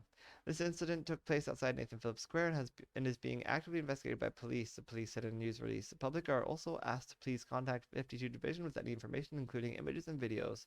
The service will provide an update as soon as possible. So, that's a lot of crazy stuff going on with those protests. And as I point out, there were protests in Hamilton too all day that day. Moving on, even Republicans think stealing Arizona for Trump is a disaster. What a bunch of biggity bullshit this is. This is a story by Vice.com by David Gilbert on May 18th, 2021. The Republican-led Board of Supervisors in Arizona's Maricopa County has called the company running the state's controversial election audit grifters and con artists who can't even count 200 ballots accurately. That's just one of the criticisms leveled against cyber ninjas. The Florida-based company running the audit, in a scathing letter sent to Senate President Karen Fann demanding an end to the audit, which the board says is endangering the democracy. You rented out the once good name of the Arizona State Senate to grifters and con artists who are fundraising hard-earned money from our fellow citizens even as your contractors parade around the Coliseum, hunting for bamboo and something they call kinematic artifacts while shining purple lights for effect, the letter states. None of these things are done in a serious audit. The result is that the Arizona Senate is held up to ridicule in every corner of the globe and our democracy is imperiled. The board, which has remained largely silent since the audit began, was spurred to respond after Fan claimed last week that county officials had illegally removed files from equipment and software that is being audited. The rebuke from the 5-member Board of Supervisors, 4 of whom were Republicans, is an extraordinary move against Republicans in the Arizona State Senate who sanctioned the audit, and against former President Trump, who's been boozing conspiracy theories about the vote in Maricopa County. The recount of 2.1 million ballots there was sanctioned despite Maricopa County already completing several audits and finding no issues with the results, which helped President Joe Biden defeat Trump by 10,457 votes in Arizona, the first time a Democrat has won the state since 1996. Cyber Ninja's capacity to conduct the audit has been widely criticized, and the board's letter highlights one particular egregious error. You seem to be stating that you counted 218 ballots in batch 1643, but our transfer transmittal slip log only recorded 200 ballots. We examined the daily tabulator log slip for batch 1643 and have verified that there were only 200 ballots in that batch, as there should have been. This is hardly surprising. However, given the red flags election experts have raised about the recount from the beginning, there is nobody verifying that what they entered was correct. Jennifer Morrill, a former election official designated a floor observer by the Secretary of State's office, told The Guardian, pointing out that no checks were in place to ensure that people counting the ballots and entering the data into the system had not made a mistake. One person, a single point of failure as a former election official, someone who does audits, it's a huge red flag for me. Republicans in the Arizona State Senate award the recount contract to Cyber Ninjas despite the company having no prior experience of running an election audit, and even though its CEO has espoused election fraud conspiracies. The auditors are led by the Cyber Ninjas, a company nobody has ever heard of, with a CEO who has indulged even the craziest election conspiracy theories. Maricopa County Recorder Stephen Richer, Republican who was elected in 2020 and now leads the elections department, said during a special meeting on Monday. Cyber Ninjas has zero election experience prior to this year, and they are joined by other companies with zero election experience prior to this year. As well as miscounting ballots, Cyber Ninjas has indulged several baseless conspiracy theories, including using UV lights to check for watermarks that QAnon believers say Trump placed on the ballots to prevent fraud. What a bunch of bullshit. I love how so many QAnon people believe that Trump did all this stuff personally. Like what? He just went down to the ballot thing and planted stamps on it himself with the fucking stamps. This is to fucking stop those Dems. Such a fucking bullshit. They're so delusional. It's insane that they think Trump is that functional of a human being. It's just mind-blowing. The company has also been searching for bamboo fibers in the paper used to print the ballots, a search linked to a conspiracy theory claiming that boxes stuffed with fake ballots were flown from Asia to Arizona on the night of the election to swing the vote in favor of Biden. The recount is currently on hold because it is way behind schedule and the venue it was using was booked for high school graduates. The cost of the audit is unknown, but is likely to run into the millions, with most of the money coming from QAnon and conspiracy-loving businessmen. In its letter, the Maricopa Board of Supervisors also dismissed a claim made by Fan last week that the county was withholding passwords to election machines from the auditors. We cannot give you a password that we do not possess, any more than we can give you the formula for Coca-Cola. Just lots of sugar and cocaine mixed with water, you're good to go. We do not have it. We have no legal right to acquire it, and so we cannot give it to you. But the letter is unlikely to make a difference to the pro-Trump and QAnon audiences who are obsessively watching the recount. They believe it will trigger some sort of domino effect of recounts in other states that will ultimately see Trump return to the White House. As I said, delusional. These conspiracies are being fomented by Trump himself, who repeated the lie that the voter registration database in Maricopa had been deleted on his website over the weekend. Which it hasn't. They found it. It was fine. Moving on from there. Governor's OK Means U.S. Means governor's okay means South Carolina now allows open carry guns. So that's fun. This is a story by Jeffrey Collins of the Associated Press, and it was released on May 17th, 2021, out of Columbia, South Carolina. Governor Henry McMaster said Monday he signed into law a bill allowing people with concealed weapons permits from the state to carry their guns in the open. McMaster posted on Twitter that he was keeping his promise to sign any bill that protects or expands gun rights. The proposal allows so-called open carry of guns for people who undergo training and background checks so they can keep guns hidden under a jacket or other clothing or in their vehicle anywhere there isn't a sign prohibiting it. The law takes effect in 90 days. Thus, in mid-August, South Carolina will no longer be with California, Florida, Illinois, and New York to prohibit any type of open carry. The law eliminates a $50 permit fee to get a concealed weapons permit and lowers the number of bullets that someone must fire at a target in an accuracy test to get a permit from 50 to 25 shots. Requirements remain that a permit holder be 21 or over, take 8 hours of training, and pass a background check that includes fingerprinting. The state had about 425,000 people with an active permit at the end of 2020, according to the State Law Enforcement Division. The proposals also made South Carolina a Second Amendment sanctuary which orders states and local governments to refuse to enforce any federal law or executive order that limits gun rights. Similar resolutions have been adopted by Virginia, Colorado, New Mexico, Kansas, Illinois, and Florida, as well as about 1,200 other local governments around the U.S., according to Sean Fields, an assistant professor of law at Campbell University who tracks them. The idea is facing its first court challenge in Columbia County, Oregon. The open carry gun law was a bookend set of proposals sought for years by conservatives in South Carolina. The addition of 5 Republicans to the General Assembly in 2020 elections finally brought the political strength for the measure to pass. Lawmakers approved a law banning nearly all abortions at the start of the session, but was immediately put on pause by a lawsuit. The U.S. Supreme Court agreed Monday to hear a challenge of a ban on abortion after 15 weeks of pregnancy in Mississippi. It is less restrictive than the South Carolina law, but supporters hope the justices clear the way for states to pass any restrictions they want. Nearly 50 bills were sent to the governor's desk Thursday. So far, McMaster has signed the open carry proposal and a law that forces death row inmates facing execution to choose to die by firing squad with electric chair when lethal injection isn't available. The state's last batch of lethal injection drugs expired in 2013. Both bills were signed without a formal public ceremony. The opponents of the open carry proposal included a number of current law enforcement officials. Among them were State Law Enforcement Division Chief Mark Keel, as well as police chiefs and sheriffs in some of the state's largest population centers. Some conservatives wanted the state to go even further and allow anyone legally allowed to own a gun to carry one without training or a permit. The proposal passed the House, but not the Senate. Insane. While Republicans cheered another victory, Democrats asked as the General Assembly's regular session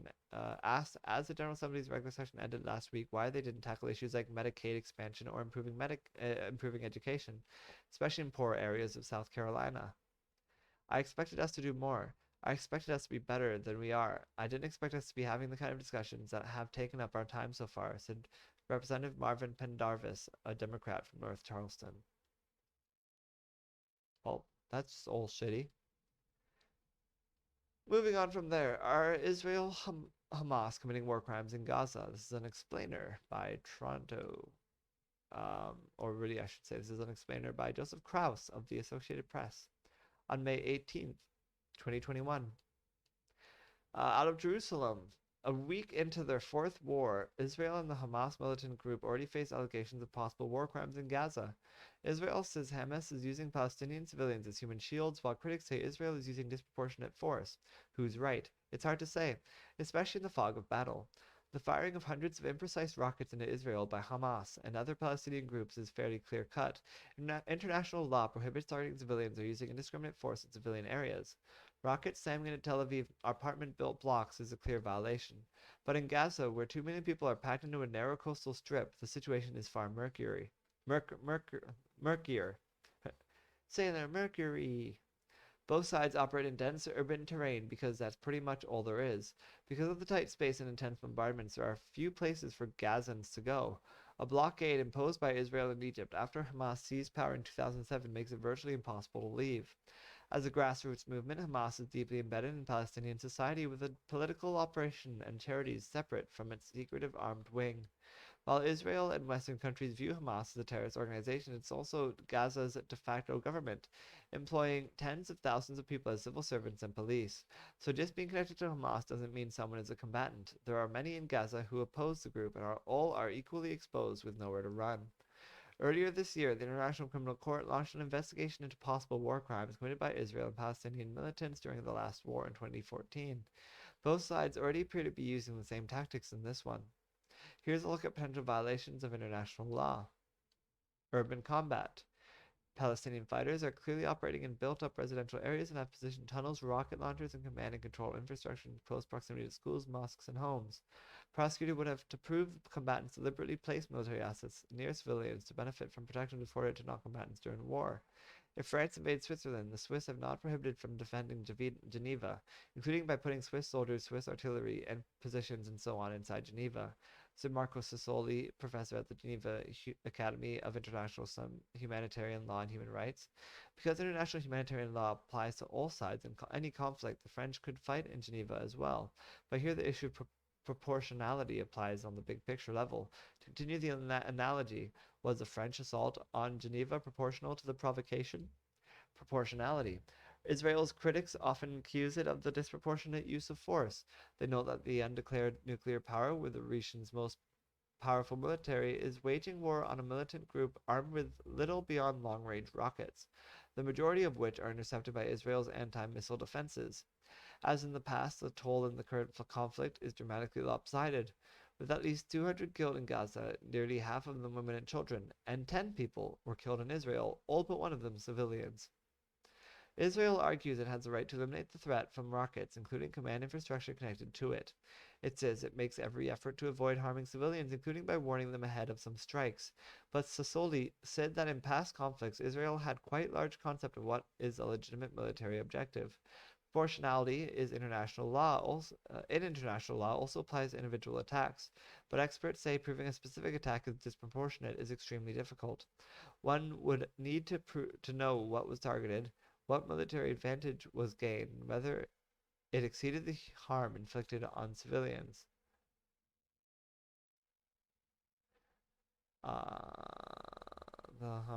And civilian property. That means that in practice, only the most extreme cases are likely to be prosecuted. On Saturday, Israel bombed a 12-story building housing Gaza offices of the Associated Press and the Al Jazeera News Network, as well as dozens of private apartments and small businesses, including a law firm, a lab of blood testing, and a TV production company. The Israeli military warned students to evacuate the building, and no one was hurt. The military says there was a considerable Hamas presence in the building, including a command and control center, an intelligence unit, and other infrastructure used to coordinate combat operations, but has provided no evidence. And also the people who lived in the building and worked in the building all insist that there was no such thing. AP President and CEO Gary Pruitt has said he was shocked and horrified by the attack, and AP has called for an independent investigation. We have no indication of a Hamas presence in the building, nor were we warned of any such possible presence before the airstrike. This is something we check as best we can, Pruitt said Monday. Sassoli said it would be completely unlawful to attack a media center, but it's impossible to know whether the bombing was justified without knowing what the military was targeting. Strikes causing civilian casualties raise strong proportionality questions. On Sunday, Israel launched heavy airstrikes along a main thoroughfare in Gaza City, saying it was targeting Hamas underground military infrastructures. The bombardment toppled 3 buildings and killed at least 42 people, including 16 women and children. A day earlier, a strike in a crowded refugee camp killed 10 humans. Killed 10 women. Humans? Killed 10 women and children. Israeli media said the military was aiming for senior Hamas officials meeting in the building. Underground Army. Member of Hamas's armed wing rarely, if ever, wear uniforms or identify themselves in public, and they go underground as soon as hostilities begin, along with the political leadership. The vast majority of Hamas supporters are not involved in fighting, which means they aren't supposed to be targeted. The International Committee of the Red Cross defines a combatant as somebody with a continuous combat function, or those engaged in combat at the time they are targeted, a widely adopted definition. So even if a building were filled with die-hard Hamas supporters, experts say it wouldn't be considered a legitimate target unless they were actively involved in combat operations. So that's a deep dive into what the hell is going on in the Middle East. If you're super confused, I hope that cleared some of that stuff up. I think it was a very interesting article. There's still so many more articles to go. Let's keep going. We are been in this for 1.5 hours. Wonderful. Bangladeshi journalist could face death penalty for COVID investigation. This is a story out of India, Delhi, by Pallavi Pumder on Vice.com. Journalists across Bangladesh formed human chains, boycotted government press conferences, and protested outside the health ministry on Tuesday. Some even volunteered to get themselves arrested. The demonstrations were in support of prominent investigative journalist Rosina Islam, who was arrested this week for allegedly stealing government documents related to COVID-19. The case is being watched closely in a country where the government has carried out an increasingly violent crackdown on media freedoms, according to Human Rights Watch. The 42-year-old works for Prothom Alo, one of the country's largest newspapers. According to police reports reviewed by the Associated Press, Islam took photos of the government documents related to the procurement and negotiations of COVID-19 vaccines at the health ministry in the capital of Dhaka. On Monday, she was arrested and charged with theft under the Feared Official Secrets Act. The colonial-era law carries a maximum penalty of death sentence. Islam colleagues and family also alleged that she was detained at the health ministry for over 5 hours, where she was mentally and physically harassed.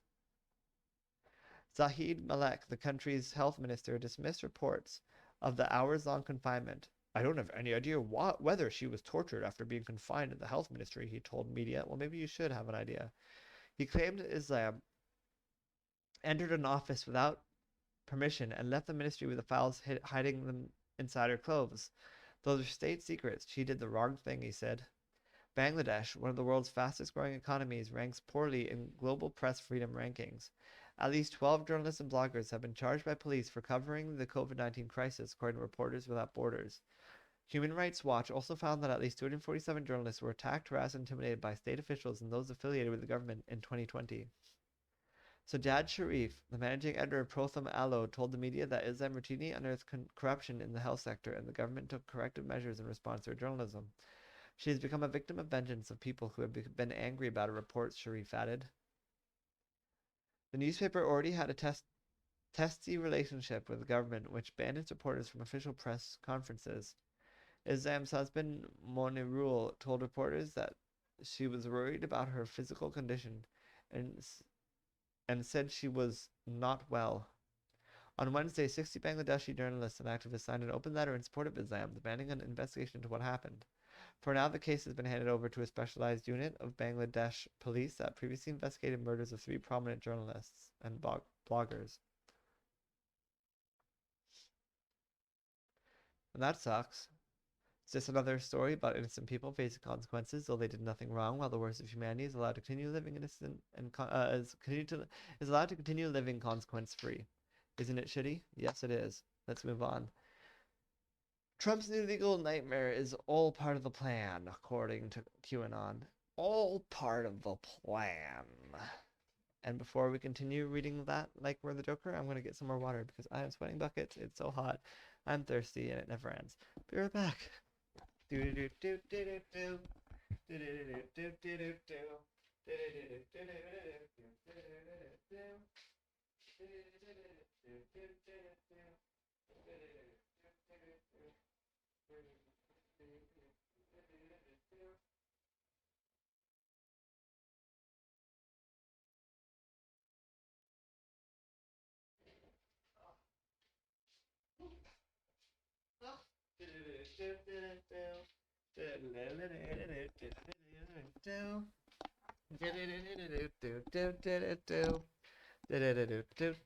Am I back? Okay, I'm back. So, this time I drank some of the water and then filled it more, so I've had lots of water now. I think I'm good. David Gilbert, May 19th, 2021, Vice.com, let's go. On Tuesday night, New York Attorney General Letitia James announced that her office was joining an investigation into possible criminal activity involving former President Donald Trump and his family. The possibility that Trump could be charged and even end up in jail seems like it would be a blow to the QAnon conspiracy theory, which holds that Trump will soon return to the Oval Office. But that's not how QAnon are taking the news. Do you think they realize how much more powerful Trump will be after being falsely arrested? A Telegram user called Truthhammer wrote hours after the news broke. This sentiment was mirrored across QAnon channels on Telegram and pro-Trump message boards. where supporters of the former president dismiss the news as simply a way to distract the world from the shambolic audit taking place in Arizona, a process that they firmly believe will ultimately lead to President Joe Biden's election victory or being overturned. Good luck with that.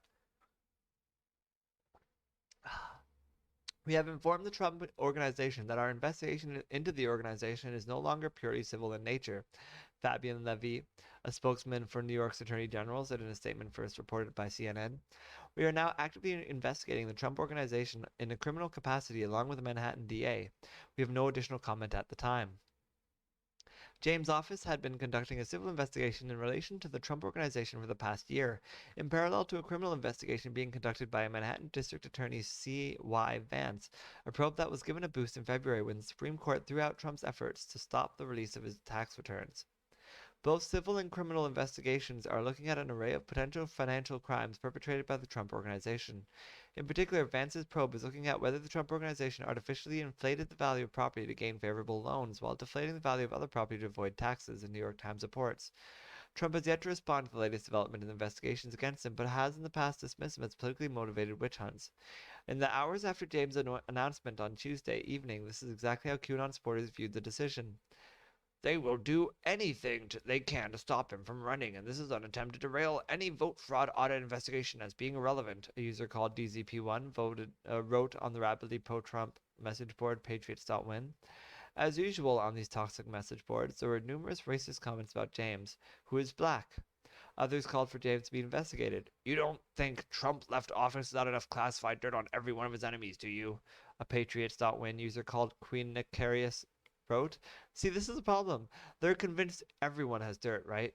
Like, they're convinced that even though I don't know what your dirt is, we know that you did something wrong because everyone did something wrong because we've done something wrong and I know I've done something wrong, so everyone else better have done something wrong or else I'm a shitty person. I know I'm not a shitty person, so everybody else must be as shitty as me, is literally their logic, I swear to God.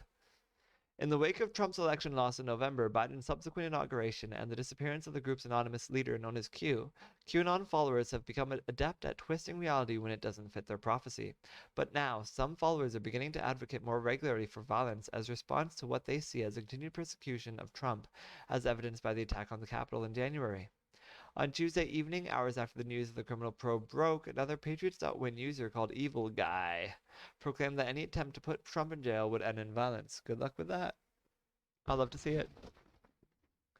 Honestly, if she ever even seriously tried to put Trump in prison on any bullshit, I'm pretty sure there would be at least 1 million patriots marching on that prison and tearing it apart. And then they would finally be marked for the terrorists they are. Which they kind of already are. Moving on from there. Israeli mob organized destruction of Arab businesses on WhatsApp.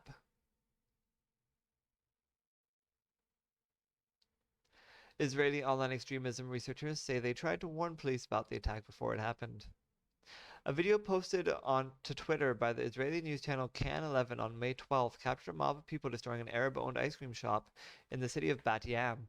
The city shows people kicking and swinging sticks to smash its glass storefront, tearing down a fence and throwing it into the shop.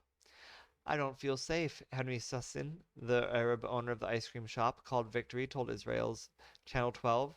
They broke the entire place, all the glass. I have no idea what the damage is. We need to see what we can fix and what we can do.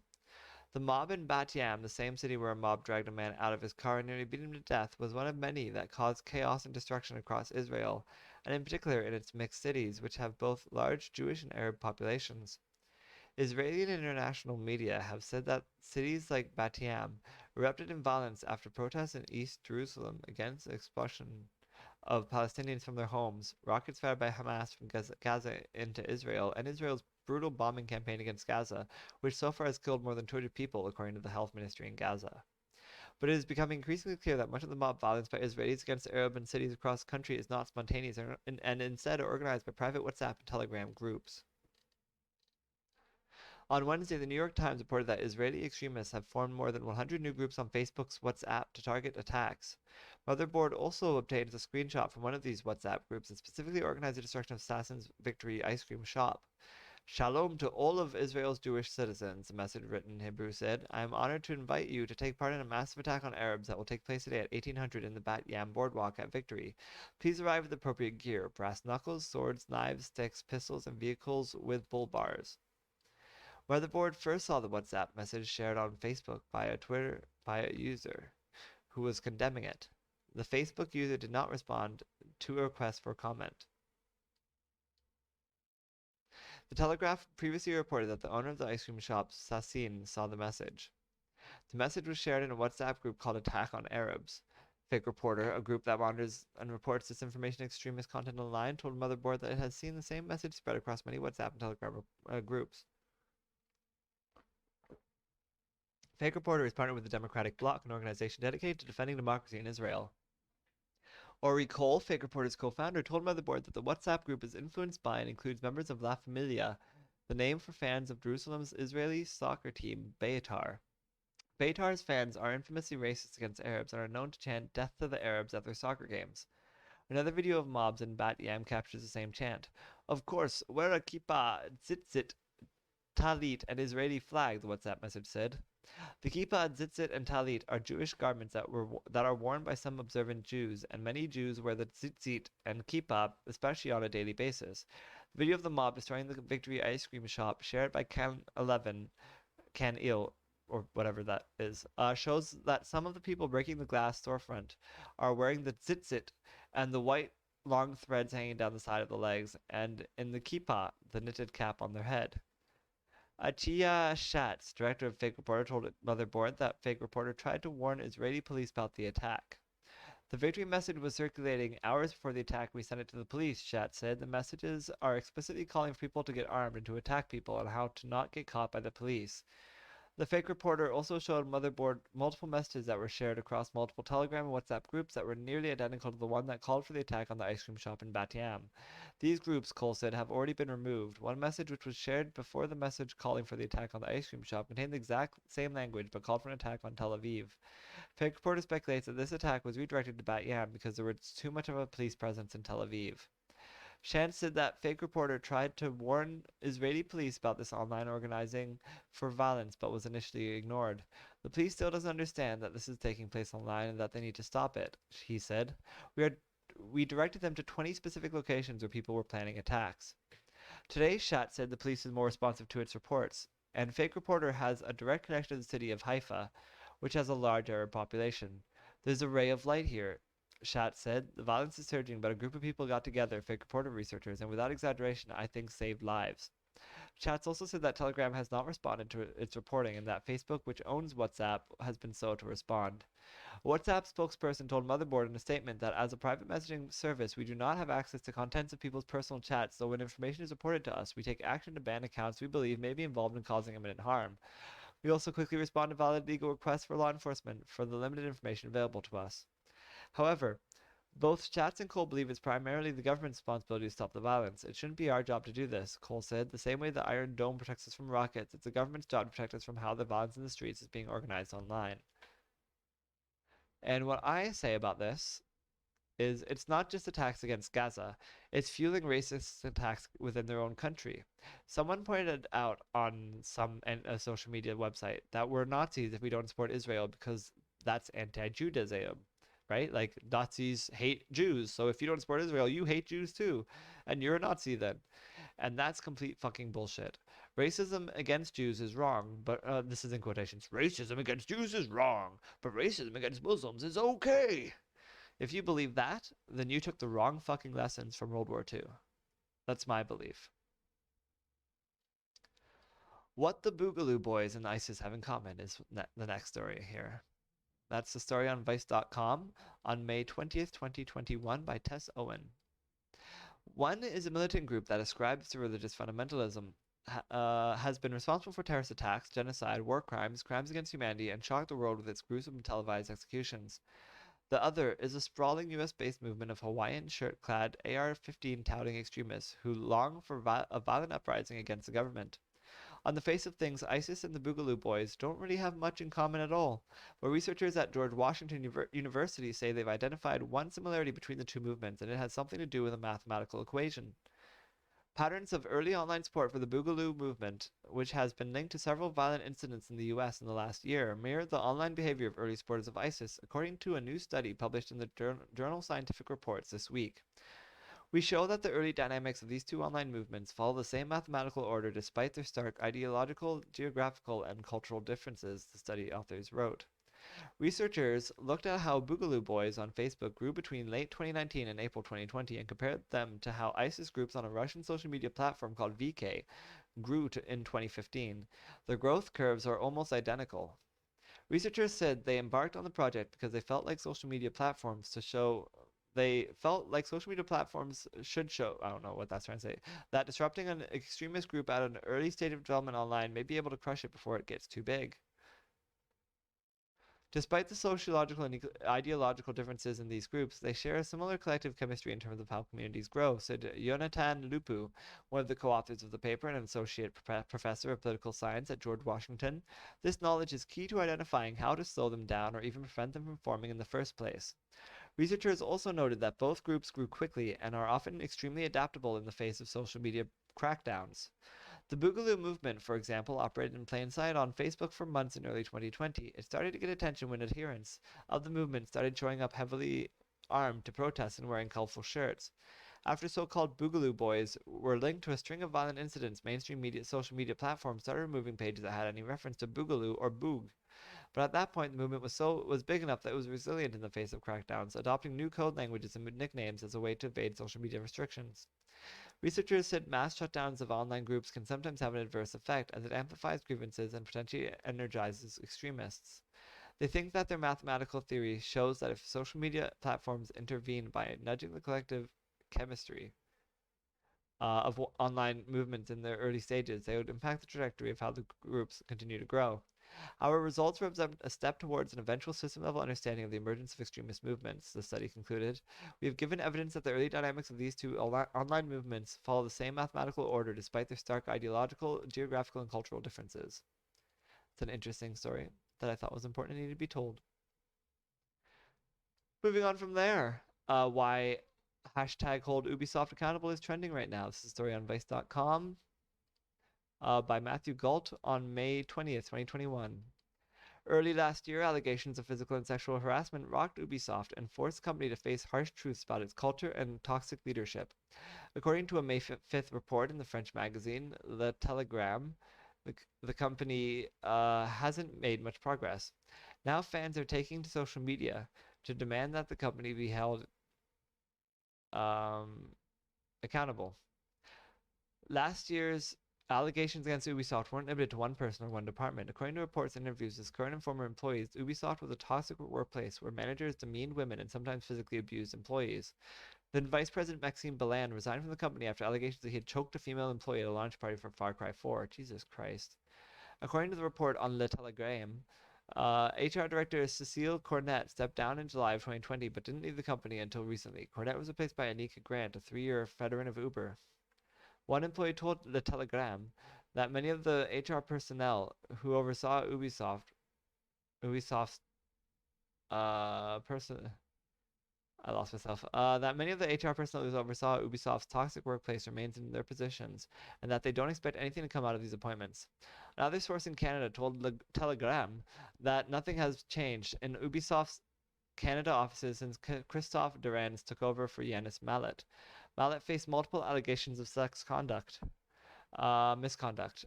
Durans is the cousin of Ubisoft CEO Yves Guillemot.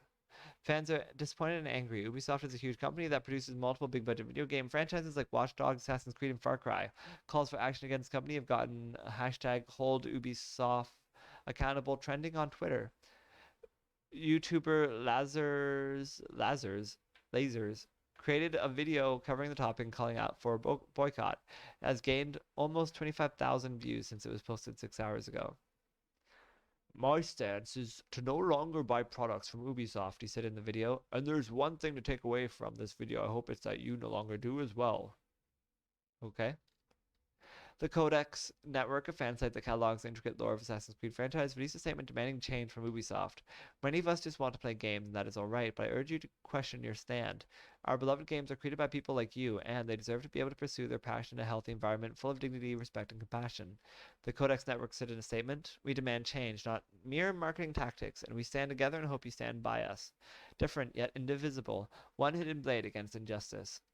Over a period of several months, Ubisoft has implemented major changes across its organization, internal processes, and procedures in order to guarantee a safe, inclusive, and respectful working environment for all team members, Ubisoft told Waypoint in an email. Ubisoft's email contained a detailed list of steps it had taken to improve its workplace, including anonymous reporting tools, a revamped training process, and investigations into misconduct by external investigators. These are concrete actions demonstrate the profound changes that have taken place at every level of the company. Ubisoft said additional initiatives are underway and are being rolled out over the coming months. We are committed to strengthening our culture and values in the long term to help ensure every team member of Ubisoft is heard, respected, and valued in the workplace. Good luck with that. Seriously, I hope you guys succeed. Moving on from there. Like hell, as Olympics loom, Japan healthcare in turmoil. This is a story by Mary Yamaguchi and Kentaro Komiya of the Associated Press out of Tokyo. And the story was on May 21st, 2021. As she struggled to breathe, Shizu Akita had to wait more than 6 hours while paramedics searched for a hospital in Osaka that would treat her worsening COVID-19. When she finally got to one that wasn't overwhelmed with other patients, doctors diagnosed severe pneumonia and organ failure and sedated her. Akita, 87, was dead 2 weeks later. Osaka's medical systems have collapsed, said her son, Kazuyuki Akita. He has watched from his home north of Tokyo as 3 other family members in Osaka have dealt with the virus and with inadequate health care. It's like hell. Hospitals in Osaka, Japan's 3rd biggest city in only 2.5 hours by bullet train from Summer Olympics host Tokyo, are overflowing with coronavirus patients. About 35,000 people nationwide, twice the number of those in hospitals, must stay at home with the disease, often becoming seriously ill and sometimes dying before they can get medical care. As cases surge in Osaka, medical workers say that every time the system...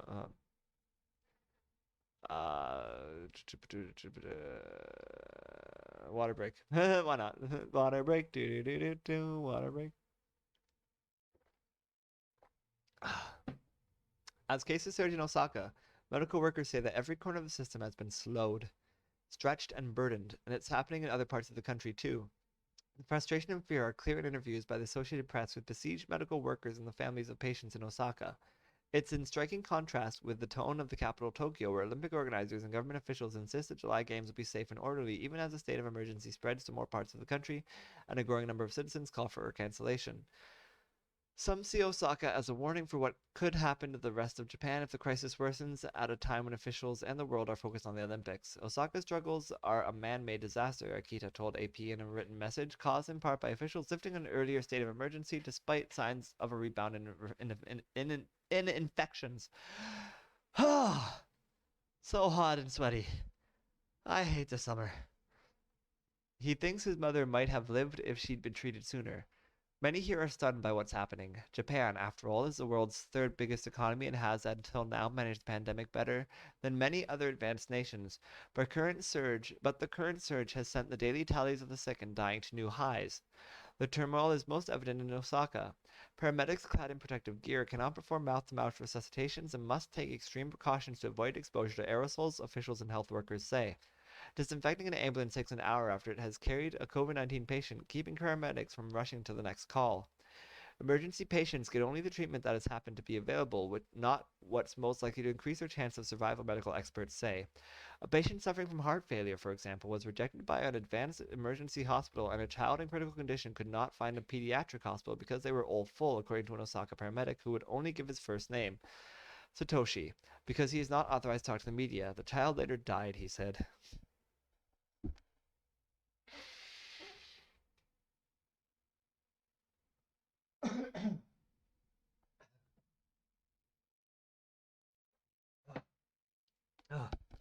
I'm like dying here. As emergency measures drag on amid surging cases, Prime Minister Yoshihide Suga has seen support from his government slide. While he insists Japan will stay safely safely hold the Olympics, polls show 60 to 80% are against pushing ahead with the games. There is no indication so far that the Olympics will be cancelled. The International Olympic Committee, which was wrapping up its final planning sessions on Friday with Tokyo Olympic organizers, has repeatedly said that they are going ahead. But the IOC's most senior member, Richard Pound, in an interview with Japan's GG Press, said that the final deadline to call it off was before the end of June. Pound repeated, as the IOC has said, that if the Olympics can't happen this summer, they will be cancelled, not postponed again. Good. Japanese medical groups say they cannot accommodate the possible health needs of the Olympics as pressure for coronavirus treatment rises and medical workers and government officials try to speed up a slow-moving vaccination rollout. Less than 2% of the total population has been fully vaccinated. As the vaccination pace gradually picks up, the government plans to open 2 large inoculation centers Monday using Moderna shots, one of 2 new vaccines expected to be approved Friday. This week, Osaka passed Tokyo, the nation's biggest city, with the most total virus deaths at 2,036. Of about 15,000 patients in Osaka, only about 12% landed in hospitals, while the rest had to wait at home or in hotels. The number of COVID-19 deaths that happened outside of the hospitals in April tripled from March to 96, including 39 in Osaka and 10 in Tokyo, police statistics show. Japan's daily cases and deaths are small by global standards, and the country has one of the world's largest per capita numbers of hospital beds, so why the struggles? It is partly because unprofitable COVID-19 treatment is largely limited to public-run hospitals, which account for only about 1/5 of Japan's 8,000 hospitals. Private hospitals, many of them small, are hesitant or unprepared to deal with the coronavirus cases. The government has also significantly reduced local health centers, which are a key to infectious disease prevention, from about 850 in the 1990s to 469 in 2020, causing bottlenecks because of staff shortages and overwork. Less than 5% of about 1.5 million hospital beds in Japan are set aside for COVID-19 treatment, an increase from less than 1,000 in April of last year, according to Health Ministry data, but still not enough. The recent surge has seen more serious cases that have quickly filled hospital beds. More than half of about 55 coronavirus deaths at Osaka City Juso Hospital are from the latest surge, said Dr. Yukio Nishiguchi, head of the hospital. It's like being hit by a disaster. Osaka government Hirofumi Yoshimura criticized being too slow, said he regretted not being able to predict the faster-than-expected surge in serious cases. While acknowledging that Osaka's medical systems are severely strained, Yoshimura said that patients are being properly sorted by health centers and that those still at home are staying there by consent. God, this is going on forever. Because hospital beds for serious cases have filled up, patients with milder symptoms but still in need of hospitalization have to stay home or at hospitals. People who need other non-coronavirus treatment are also suffering. Naoki Hodo, a funeral director in southern Osaka, said that in April, an emergency operator refused to send an ambulance for his 85-year-old aunt, telling the family to call back when they found a hospital themselves. I mean, this all sounds horrible. It's just, I feel like it could have been told better summarized. His aunt had a badly swollen eye and had to eat for 2 days. That's horrible. It took the family 6 hours of frantic calls to hospitals on a list given by the operator before they found one. The aunt is still hospitalized, and her doctor says she may never see again in one of her eyes. What the hell? Nishiguchi, who specializes in colorectal cancer surgery, said the pandemic has caused him to scale down and postpone operations for his cancer patients. Our priority is to save lives under threat right now, and I hope people understand.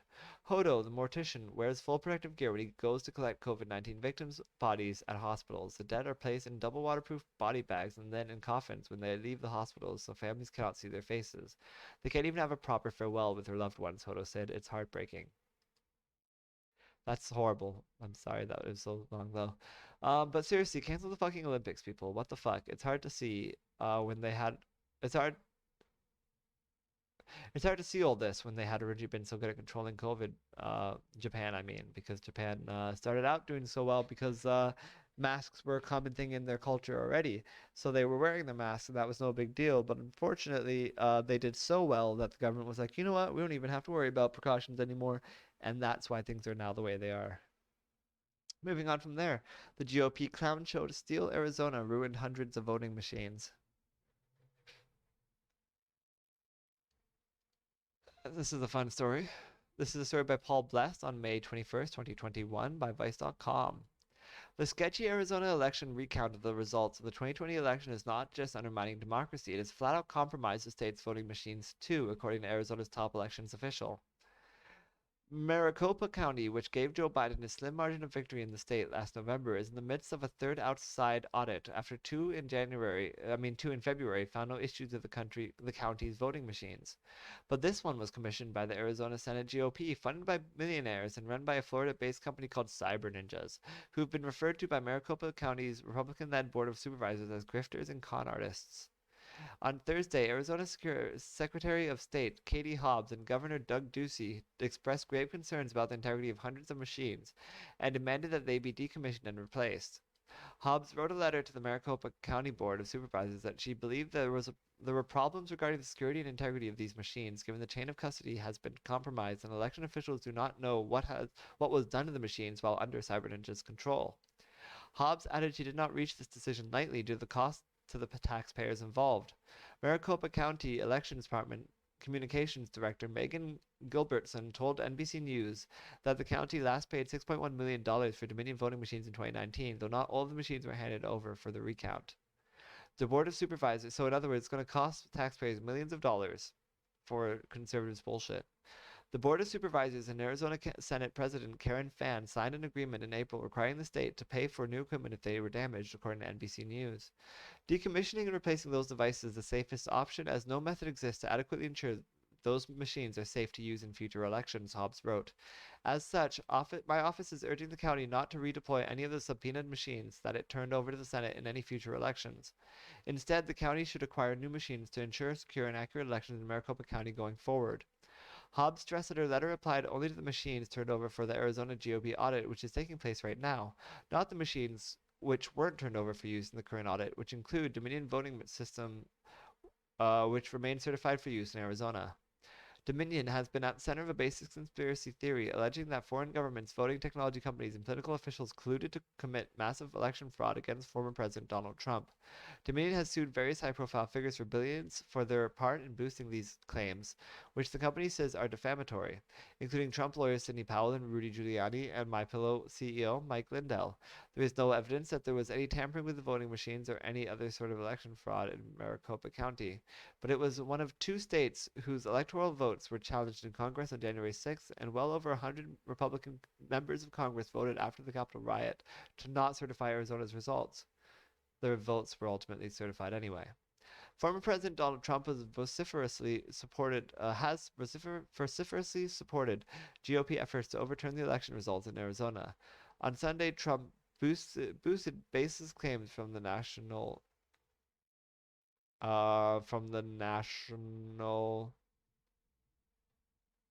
Oh, no, I read that wrong. On Sunday, Trump boosted baseless claims from the Arizona GOP's vote auditors last week that county officials deleted a directory full of election databases, which auditors called a spoilation of evidence. The entire database of Maricopa County in Arizona has been deleted, he said in a statement this week. This is illegal, and the Arizona State Senate, who is leading the forensic audit, is up in arms. Maricopa... So, I get so, phlegmy when I do this. When I talk this much is insane. Ugh. I wish I had cut some of these out.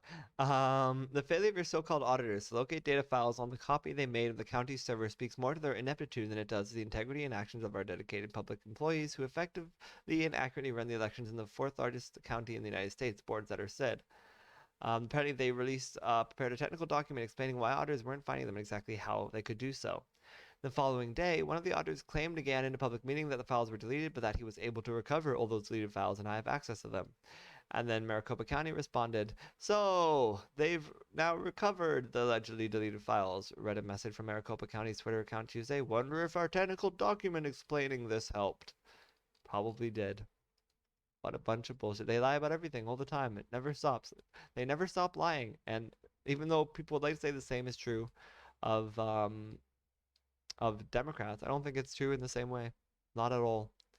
So basically, Arizona is concerned that in trying to prove the voting machines are tampered, which they weren't, that cyber ninjas could have tampered with them themselves. Fun. Moving on to the last two stories. Liz Cheney's GOP challenger impregnated a 14-year-old when he was 18 years of age. This is a story on Vice.com, May 21st, 2021, by Paul Bless. A Wyoming Republican mounting a primary challenge to Representative Liz Cheney said Thursday that he impregnated a 14-year-old girl when he was 18 and that she had a baby, the Casper Star Tribune reported. Anthony Bouchard, a two-term GOP state senator, went on Facebook Live Thursday to disclose the relationship before it became more widely known, but did not disclose the girl's age.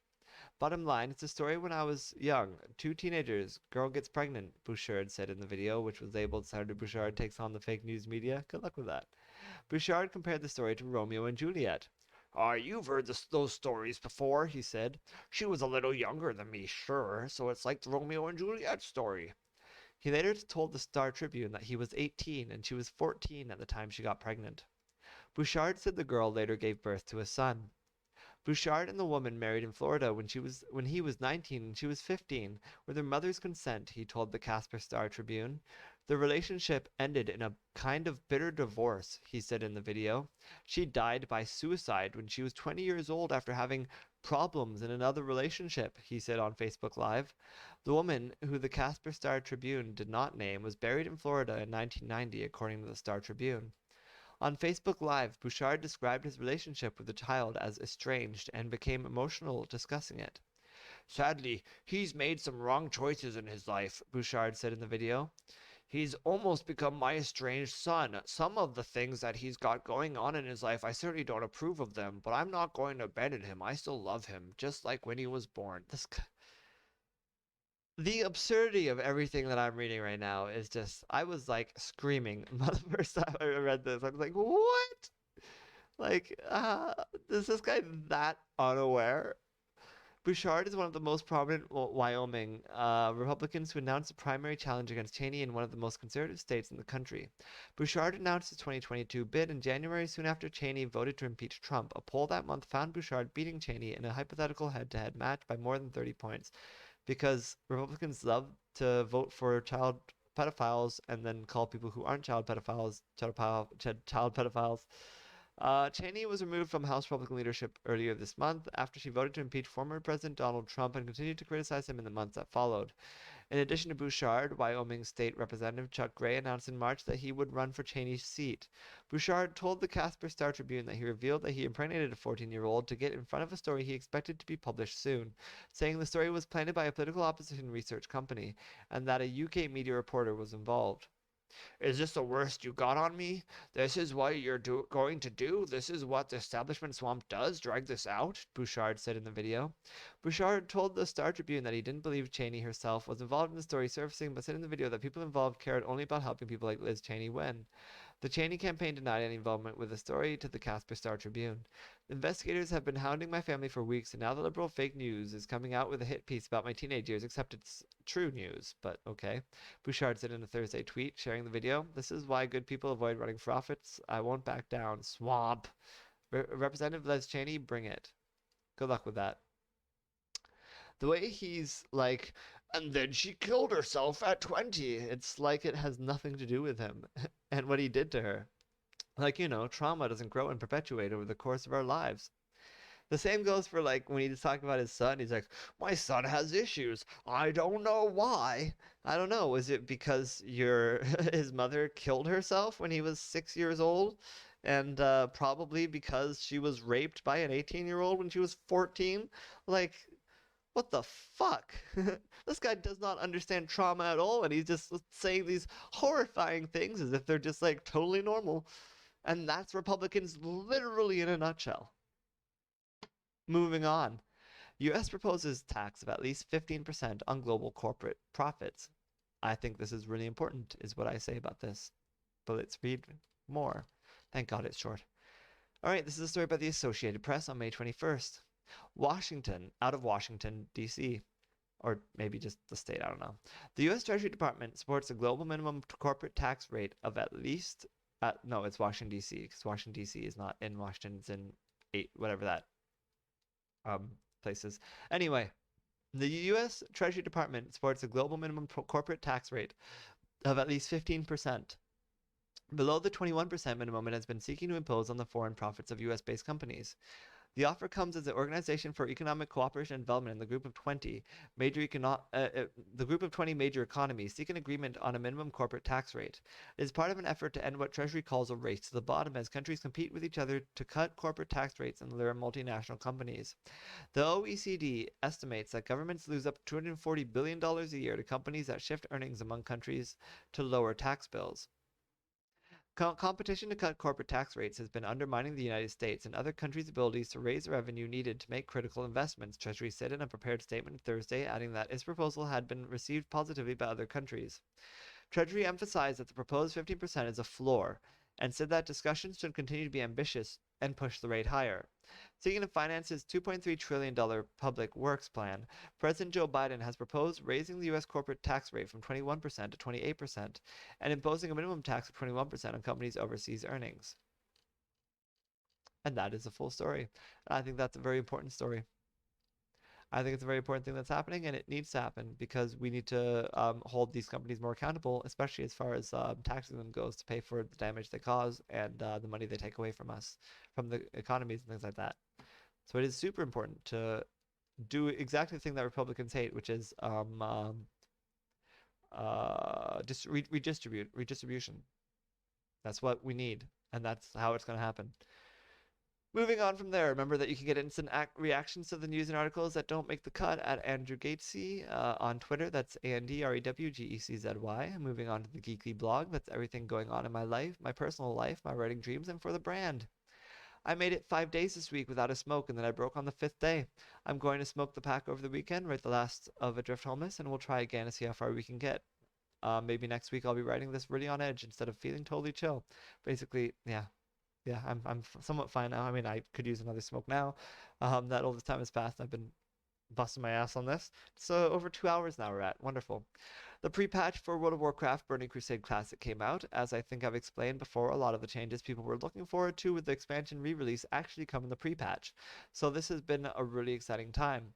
I made a Blood Elf and a Draenei and spent most of my free time in the past week playing them. I barely managed to stay caught up on the DVR, really, because I've been playing so much and listening to podcasts while I do it, which is nice to be clearing a bunch of those off my backlog.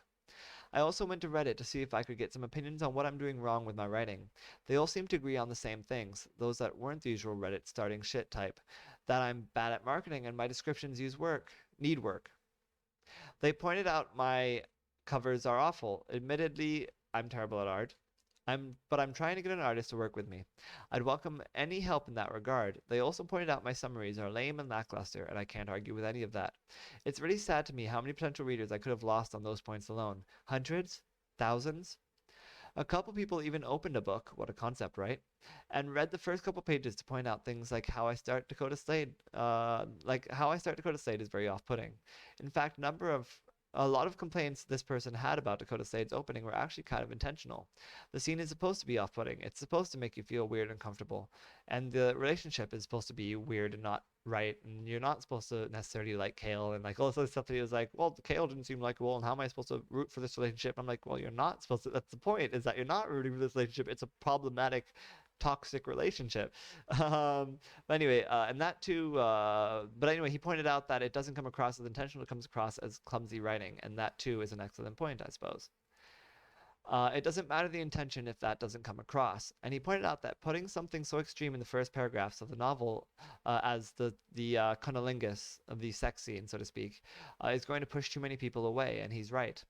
Any hope I had in off-putting people in a positive way, it wasn't worth all the people who won't even get past that point because it's too off-putting. How many people could that have been that get put off? Hundreds? Thousands? Is it true? Have just poor choices on my part really sabotaged this entire enterprise? A lot of criticisms people have have about my writing, I feel I had already zeroed in on. I knew my marketing sucked. I also knew description was a weakness of mine. I also noticed I don't often do enough with the limited perspective narrator I use. He's in the heads of the characters, but I never spend enough time using that to develop what the character is thinking. And someone absolutely pointed that out. And I can only agree with him too because it's 100% true. My hope was that the positives of my writing would balance out the negatives, but this Reddit thread I created seemed to confirm my fears that it does not, and people are likely not making it past the first couple paragraphs, and that's super depressing for me. As one person put it, he's often on the lookout for aspects of a story that draws him out of his narrative dream. He's often on the lookout to call out aspects of a story that draws him out of his, quote, narrative dream. But for my story, I never even managed to draw him into that, quote, narrative dream. And that might be the biggest sin of all. So yeah, I've been a little depressed, and I think my withdrawal fueled my depression, and then my depression and this thread fueled itself and my anxiety, and next thing I knew, I broke and bought a small pack of smoke so I could get some sleep. I'm not angry at anyone on the Reddit thread.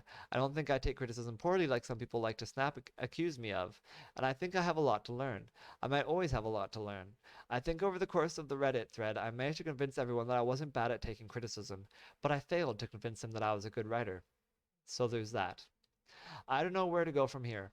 For now, I intend to keep doing business as usual, especially as I'm job searching. As part of what I'm using to sell myself in my job search is my consistency on this site over what has been half a decade now. I've released so much content now, and it's been so pretty consistent, minus like a week here or there, and that has to be worth something. It just has to, especially because I did so much of it while working full time nights. I don't want to go back to fast food hell. I would do anything not to have to go back to fast food hell. But anyway, moving on to the Geekly Weekly comments and questions and stats. Comments, Reddit had plenty of comments and opinions on why I am an awful writer, and you can read it all here. And then I gave a link to the Reddit thread, so you can read that if you choose to. I'm not going to do that on the video. As for numbers, my numbers continue to be low all over. My podcast still seems to do fine in the new category of entertainment news, but even then it dipped a couple times this week. And I can't tell I have more than like a dedicated audience of maybe max 20 people. And again, none of them ever say anything or let me know that they're there or that they're fans or that they are engaged by my stuff. And I really wish they would, because it would mean a lot to me. I did try advertising my writing a little more, posting on Instagram and Facebook, and Adrift Homeless Week 2 got about 20 hits on my Patreon, which is higher than the low numbers have been lately. So maybe I can still turn this around? Probably not, but I'm going to keep trying. My name is Andrew Geczy, and my brand is 99% Geek, found at 99geek.ca. I'm a writer, writing monthly chapters of novels like episodes of TV shows, releasing them in 4 weekly segments, a teaser and 3 acts, on Mondays at noonish on my Patreon page. Every month it's a different book over a range of genres, and they sometimes even cross over and connect. At the end of the month, the finished chapter is added to the PDFs attached at the bottom of every post. Finally, the finished books are self-published on Amazon. There's a dark fantasy story about a post-apocalyptic world where powerful royals rule and enslave the remaining people struggling to survive on the last remaining landmass. There's also a sci-fi story about a people on a dying world who have built a ship to a new one, but the project is almost brought down by a terrorist organization within their own ranks. Finally, there's a crossover story where characters from my other books are brought into the distant future, where the princess of a far advanced civilization, one that lives in a solar system-sized megastructure around a Dyson Sphere, needs help defeating her twisted, power-hungry brother. And all these stories will be outside the paywall for all to enjoy as new episodes release weekly, and the finished chapters will be attached at the bottom of every post on the site in convenient PDF format, readable on computers, tablets, ebook readers, and phones at the end of the month. But that's not all my stories. There's also urban fantasy tales about a teenage girl turned into a vampire against her will, or a scorned lover investigating paranormal phenomena, or a journalist covering news and politics in the Middle East. And there's a fantasy story about a fallen angel trying to stop the end of the world. All these stories are published and available on Amazon and are also safe and sound behind the paywall in PDF format attached to an archive at the top of my Patreon page. It's only viewable by subscribers. My entire library of work, thousands of pages worth, is easily accessible to every subscriber at any level. There's even a Geekly Weekly blog which covers all the news you may have missed over the week, as well as ranks a week's worth of television and makes predictions on what new pop culture things might be in the public consciousness for the next week. It releases every Saturday at noonish. Finally, I do video game streams, both multiplayer matchmaking as well as single-player campaign playthroughs. You can see me play games like Final Fantasy, Call of Duty, Hitman, and more. Watch them as they happen at twitch.tv/wingcommander4, or wait till I release the recorded videos on days when I have nothing else to release. And you can see it all in one place. So stay tuned and maybe subscribe. It's only $1 and the support you show will go a very long way, I promise. There are also higher tiers. Give $5 1 month and you can name a character or a location or suggest a thing you might want to see. Basically, you get to give a noun and then I promise to incorporate that noun into one of my stories somehow. Maybe not the same month you give a suggestion, but within 3 months guaranteed. No matter how crazy, you can't sabotage me. I promise. Think of it like a fun improv game. And you can keep giving nouns for every month you pay at the $5 tier. Or if you give $10, you don't get 2 nouns, but you can give a description to go with your noun. Describe the personality of your character, or the look of your location, or the importance of your item. For $10, you get a noun and a description. You can also give $1 towards supporting my efforts at video game streaming or my weekly blog if that's more where your interests lie. And all subscribers at every tier will get early access to my writing, unedited, but released a week early if you finish the current week and feel excited to find out what happens next. I'm as poor as it gets, living paycheck to paycheck and sometimes starving, so I understand if you are too. I don't want to take food out of your mouths. Your attention is enough. Say something, comment here, or at the very least, follow me on Twitter at Andrew Geczy, that's at ANDREWGECZY, or Instagram at WingCommander4, that's at WINGCOMMANDERIV. Remember to leave a review if you read one of my books. Any reviews on Amazon/Goodreads or subscriptions here or comments on social media will just encourage more people to check out my work and allow me to grow. I can't do it without your efforts. That's 3 different ways you can help. Write reviews on any site that lets you, subscribe here for as low as $1, or at the very least use your voice so that me and the world know you like what you read here. Live long and prosper. May the force be with you.